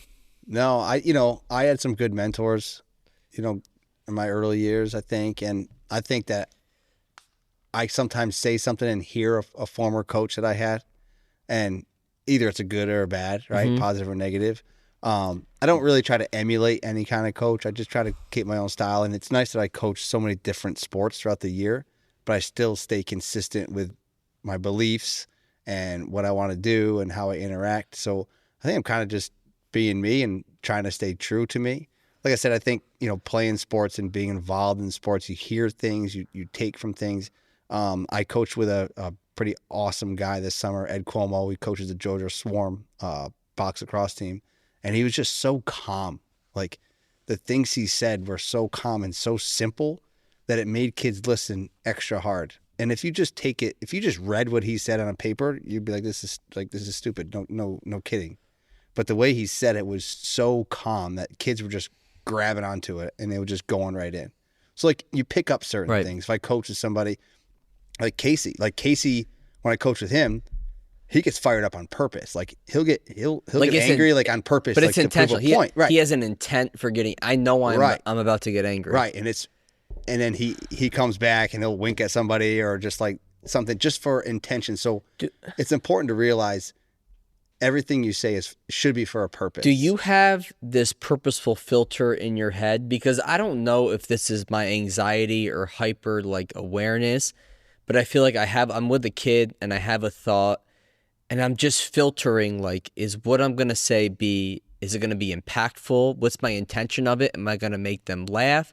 Am I trying to teach them? Am I trying to, with what I'm about to say? Does that make sense? Or no, it definitely makes sense. I think it means you care. And I think that I have the same ability. And I think it's almost like a gift. I think that there are things that I want to say. Yes. But don't. Yes. But then there's things that just come out. Yes. And I say it, and I'm like, yes. Right. Like internally, I'm like, you freaking nailed that. Like, right. And it just comes natural. I think. Does it drain you when have you're that ability to be a coach and to have that realization that you can't say everything that you might want to say, and you have to prepare. And it's tiring, right? I was like, does it drain you when you go through a coaching session and you go, God, I just was so thoughtful about every word that came out of my mouth for the last hour and a half. It's coaching, it's teaching. You're in here. I tell Sarah, like, every hour block is like a show. It's a show. Like, if you had a bad show the first block, you got to forget about it, get some water, get back to the second show, and start again, regardless of what happened in the first. And it's a performance. Yeah, it really is. I think it's tiring. I mean, I think about it like that. Sam makes fun of me, Jordan, and I'm like, dude, I know this is gonna rile her up, but I go, I did a couple great routines today. Right. And she goes, you did routines? What are you, a stand-up? I go, no, but like. I get what you're saying with that, because there's times where like I get done with a session in an hour and I'm like, God, I just fucking killed that. That kid, like today there was somebody who was in here and she hit her bench press today and she's like, that was my 1 rep max like a month ago. And I was like, yeah, you're getting strong as fuck. Like, let's go. Yeah. Like, and she was super pumped, and like we had like music, like Nicki Minaj radio on, and it was playing bangers, and I was like, all right, I'm just gonna dance this whole time and like vibe out, and she was loving it, and it just set her up for the rest. After that bench press, like the rest of her session was great. But then there's times where like I've left here at night and I'm like, did I say something I shouldn't have said today, or like, and it means you care, or did it like I remember an interaction I had with a kid and maybe it wasn't what I said, but like how I said it, or there was something else that happened to them that day, and then I said something that maybe just like put them in a bad space, and maybe it didn't, but like I felt like it did. Well, it's important to have those interactions, good and bad, and learn from it, right? Like I had a student teacher last year, and I started to notice that he was trying to talk to students in classes like I addressed them, and it wasn't getting the same thing. I kind of hit myself in him, and I had to pull him aside. Listen, I've been doing this a long time. I have a rapport with these kids. You don't. You need to find your own voice. So it's good that you recognize good and like, oh crap moments. But the ability to not say everything you want to say, but say the things you need to say in a good way. And maybe it's tiring, right? Maybe you're holding back some things that I think that's you why I wanna love say. the podcast so much, because it's just like my brain can flow. I can look at you guys and just like, here's what I'm thinking. I really wish your brain flowed Here's- to the correct year of one of the songs. That's okay. But no, He I was get, close. I He was get- close. I get what you're Sorry, saying. everybody. I too didn't filter that out, so I get what you're saying. But yeah, I mean, because I do remember like recently I had like an interaction and she was having a day, and you know what? I was like, right now I'm just gonna walk away because Jay, I don't give want to me say one something. more. I got you. Because I don't want to say something that's Right. gonna trigger her. Make it worse. And let me tell you, me not saying anything, not even just addressing what just happened, just not saying a word, she went and had probably one of the best workouts I've seen her had in a long time. The next day she came in, I was like, yo, we all good? Like, everything okay? She's like, yeah, I was just having a bad day. This happened. I was like, oh, so it was your brother's fault. And she's like, yeah. I was like, okay, Yeah. fair enough. Good. Are you ready, Jay? Coming right up. This should be a gimme. Oh, God. You give him a softball. Yeah, we'll see. Okay, Mike, we'll try again. No, it's okay. I've already have like, to? We can't. No, We you're can't. It's only gonna You're get gonna get worse. Oh God. I can name one right now, and he should get it, but Do it. 99 Problems, Jay-Z. That's I'm not the getting next so lyric. Don't overthink it. Don't overthink it. 04. No, 05. 03. 03? Yeah. It's like, okay. Yeah, it was like 03. You just got to get it. And I said 03 earlier. It had a lot of good albums in it. Yeah, you did. Classics. Yeah. I'm not ready for trivia. You can drive. I'll be the driver. I'll be the driver. Yeah, that's fair. Also, in a group of trivia, I don't like confrontations. So, like, if I'm like, I think this is right, but everybody else is saying You no, wouldn't say a word. I'll just sit down. Yeah. Or no, even worse, you would probably agree. Yeah, it sounds right. No, yeah. he Even though you definitely know would. it's He would wrong. 100% be like, yeah, that sounds right. Oh, I'll write it down. I'll write down the wrong answer. If you gave him a Nelly song, he would have nailed it because he literally No nailed more- like 4 Nelly songs the other day. But don't do it now. No more songs for me. I burned it all out the other day. Yeah. Rob, do you remember the final question from the last time you hosted? Ooh. The only question I remember in this building is, have you ever bench pressed before? No, I don't. I don't think I recall the last question. Okay, it's curious. Do you have a trivia question Yeah, for what- us? Can you tell me what it was or no? No. I was trying Oh. to field one for us. No. Yeah, I would be no good at it. So, no. A lot of them are difficult. They're tough. I've been to yours a few times, and they're tough. I feel like it was a lot of like 70s, 80s movies and If music. you know Dead Presidents, you'll do well. Oh, there's a Nobody girl in here that would kill got the that. final question on Tuesday, but I just can't recall what it was. Oh. As of 2021,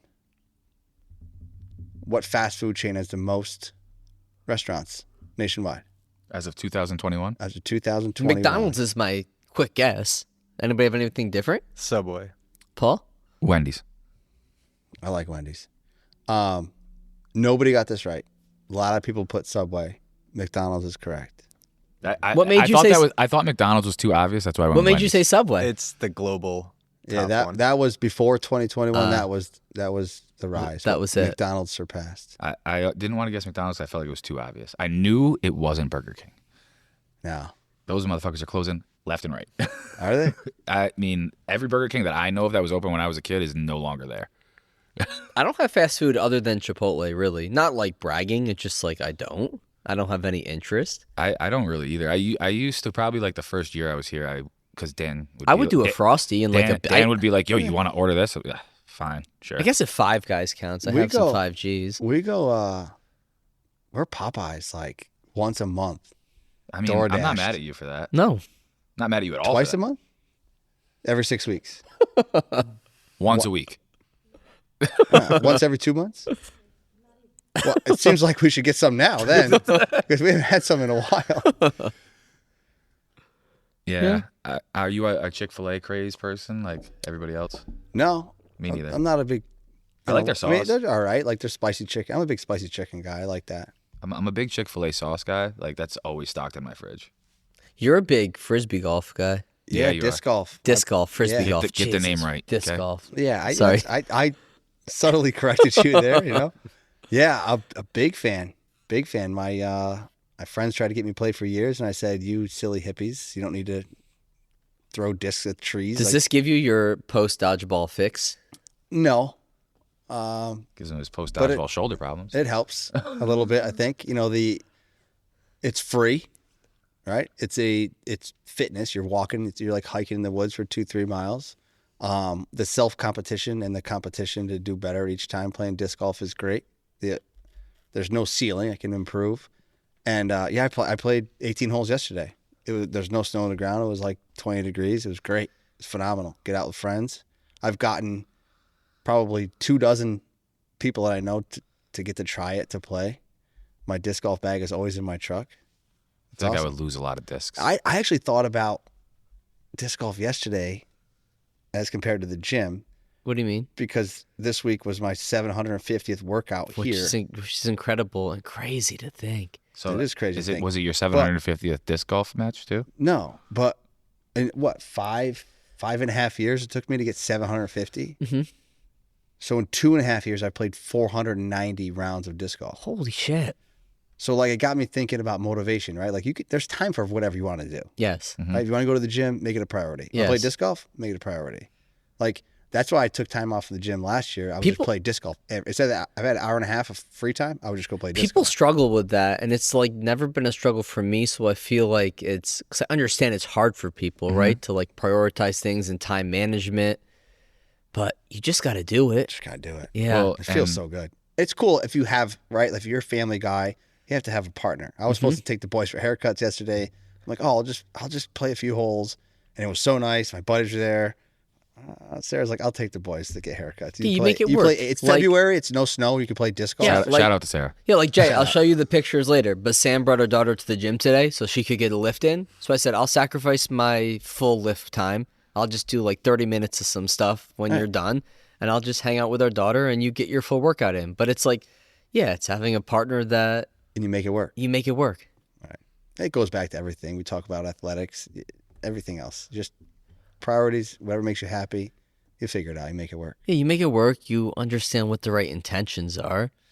I think, yeah, if parents, are listening to this one, it's what do you want sports to be for your kid? What were sports to you? Sports to you probably wasn't this stressful thing. Or what are sports to you What as are- an adult now? Yeah. Like, let's be honest. Sports are for kids. Mm-hmm. And they're going to stay as kids. When you become That's why an I'm adult, a big kid. you become a fan That's why of Paul's a sports. football game in an hour. 2 hours. 2 hours. Jesus. You become a fan of sports. So at the end of the day, like whatever you hope to promote your kid to be or support your kid to be, it's only for a short period of time. Mm-hmm. When your son or daughter's 25, 30, 35, sports, they're in the back seat, the bottom of the resume. So people put so much time, so much money, so much effort into athletics for a slice of pizza that is life, you know? Like, Well, and Yeah. They're understand that true. and know that. the other thing I was with that too, is the amount of money these parents spend on all the stuff that they're doing for 13 years roughly, or let's say 10. If you took all that money and just paid for college, Right. I had a finance guy in here Like, tell me that. He said, why not- he why said, not do that? He said, what's crazy is if all these parents spending tens of thousands of dollars over years, and sometimes you're spending the money for experiences, which Yes, is Yeah. great. But if your intention is to spend it on to better my kids' athletics, to get them a college scholarship to pay for college, like just just that put the away. money in an investment account in the market and let that build over Let that- 20 years. and let it Like grow. Forget about it. you probably got some decent amount of Forget college about it. paid for. Right. Yeah. But it's like you said, Yeah, and I don't know, personally, if my kids if I didn't see visibly and hear and feel how much they loved it, there's no way I would be paying money for anything. Mm-hmm. So like I'm not paying for the reps, the coaching, the time on the You're field. paying for the I'm paying for the experience and the sweat fun. and the smiles, Mhm. right? Like that's what I want to see. And the talks that we have on the way home, like how interested they are and how happy they are to achieve a certain level or to beat a team or to get better, to get recognized, to fist bump other people from different states or countries. Like it's phenomenal. That's what I'm paying for because that smile, that energy boost, and that life that athletics give all three of the kids, that's priceless. to me. When Talon plays like modified sports, right? Not a club sport. When he's playing a modified sport, and they do an away game, do they require the kids to go home on the bus, or do they have the option to go home with parents? Football is required. Basketball is whatever you want to do, but my kid always rides the bus. It's his choice. Because I feel like for me, a 'Cause he's lot a of team the guy. a lot of He the biggest finishes. experiences, that like things that I remember, are the bus rides. Yeah.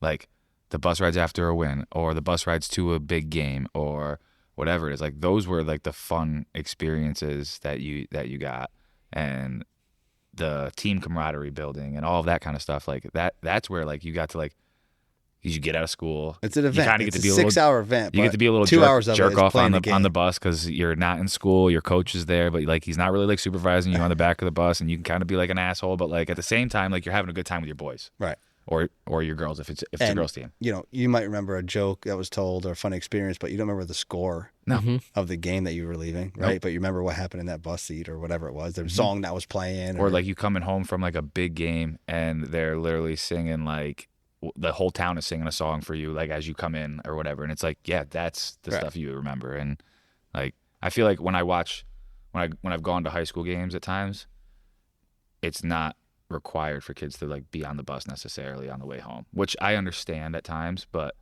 for us, I feel like for certain sports you had to take the bus home. And we're not, Suburban Council's not traveling far. Yeah. Averill Park's the farthest one. You go to these other schools, like Kanjahari, Sharon Springs, all that stuff. Yeah, for you're 2 doing hours. some drives. Yeah, But- like There's times where I'd love for my kid to come back with me so I could just go home, but no, he rides the bus. That's his choice. yeah, my mom He's a definitely. team guy though. Mom definitely wanted me to go home at times in the car, and I was like, no. All right, see you at the school. The boys are on the bus, Mom. We're going home on the bus. Yeah. I think there's no one way to do things, but it's like you got to make sure the sport stays fun. For the kids. The main word is fun. Like It seems so cliche, but it does. But it's so lost. And And I people talk about it forget with kids about in here all the time. Like, yo, why'd you start playing the sport? They're like, oh, it was fun. I was like, why are you playing it now? And then they start thinking about it. And that's another thing where kids are smarter than you think. Bring up that question. Why did you start playing? They'll tell you because it was fun almost every time. And then why are you still playing? And if they can't say, oh, because it's fun, and they're trying to find another reason, then maybe they got to figure something. You don't have to be the person to figure it out for them, but you can realize, like, okay, maybe I got to dive into something else this kid might be interested in. Yeah. Yeah, as far as a dad, I hope whatever's fun for my kids, I'll write the check. Maybe it'll bounce, maybe it won't. But yeah. I'll bring them there. Hey, listen, you got to do what you got to do. Yeah, but like I said, like it's the feelings that I can see, and I'm not living through them in certain things. I'm not trying to find achievement through my kids, but I can sit back and see. And I'm blessed to be able to coach and teach forever, and also view all different parents and different points of views and talk to different people. But I see it and I feel how the positive interactions. I'll tell you guys this, you and Sarah over here, and like we. I hope me and Jordan as well. Yeah. No, not you, Paul, and not you, Jordan, but Rob and Sarah. And when we had to choose where we wanted to live, Sam and I thought about all the families that we knew and how their kids act and how their kids are with other people and their kids' relationship to sports and their parents in life. And I think about you guys and other Burnt Hills families that we all know. And I go, dude, this seems to be the place. These people have a good grasp on family values and how to kind of navigate their kids through this crazy sports world. And I'm like, this is where I think we want to end up. So like you had a very strong influence on where we said we want to raise our kids. Well, I hope it turns out well. Which is crazy. Yeah. I mean it's true. And when we bought a house, Addie was 1. And we were looking, we had a little hierarchy, but like we couldn't afford anything. So we're just like, whatever we can afford, we're going to get. Luckily, we landed in Burnt Hills. But I remember Addie's in kindergarten and I went to coach her learn to play lacrosse. And like they do this picnic at the end and everyone's there. And I looked around, I was like, literally like, holy shit, like this is phenomenal. Like, I've been around athletics before that my whole life. And I've never seen a community just hang out and be there for the kids and for each other. It was just awesome, and it just continued from there, and just it was great. That's one of the things when I do talk to like Burnt Hills parents that we do have that work out here, or even kids. It's like it reminds me of like when we played sports growing up in Chatham. Is the community was there behind it all the time. I go to a Chatham football game now, and like there's people there, but it's not Friday Night Lights like it was from the time I was in kindergarten all the way through and I was in a senior. Like Friday Night Lights at Chatham was like that was everybody in Chatham was at the game on a Friday night. Every person. Like very few people weren't there, and it's cool to see that, and that's what I feel like you get with Burnt Hills is that same type of thing. Yeah, and you're not lost, right? Like You're not lost. You're not lost in the shuffle, and people know who you are, and there's opportunities there for those who want it. Yeah, that's it, man. Yeah, Rob, why don't you want to plug anything before we jump off? Jay, do you want to hit me with one more song? Give me one more Give him fucking one more chance. song. Give me. Oh, light me up right here. So people I don't wish I think had I'm something an to idiot. plug. I got you. I don't have anything to I plug. don't know. Your Nanola trivia is great. Yeah, But trivia at Nanola, Give me a Powell little Lacrosse, Powell Lacrosse? Rogue Lacrosse. yeah, maybe a podcast with Powell. I mean, I don't know Yeah, how Powell maybe is yet. some I think that potential podcast coming up with Yeah. a very major lacrosse stick manufacturing company If- locating in Syracuse, New York. I love it. If somebody can beat me to this and just bury me on the date, just do it. and just 2004. Put me on. Stop. If it's not 2004, 2003. Go, Jay. Oh, you did. Jesus Christ. You named it earlier in this, like yesterday. Is it the same album? Yes, it is the same album that I said the other day. So I said, Paul, this album was 2002. Yes. Yes, sir. Yes. Okay, Nellyville, 2002. We'll end on that. It's a good listen for anybody that doesn't know. Also, That's if the you could original just hot in here. Edit out every other miss that. No. Oh my God. Keep it in, man. I do my best. Sometimes I'm wrong. Sometimes I'm right. Sometimes I assume people have bench pressed before. Sometimes I assume they have never. So I'm doing my best, man. I didn't filter that properly with Rob. But hey, man, I appreciate you. It's crazy. 1 Yeah. to 51. Appreciate you guys. Yeah, Yeah, man. Fun for me. Fun, hopefully fun for other people. And thanks for listening. Can't wait for episode 100. You're 100 for sure. Yeah. Maybe one before then. So we'll catch everybody next time. Thank you. Thank you.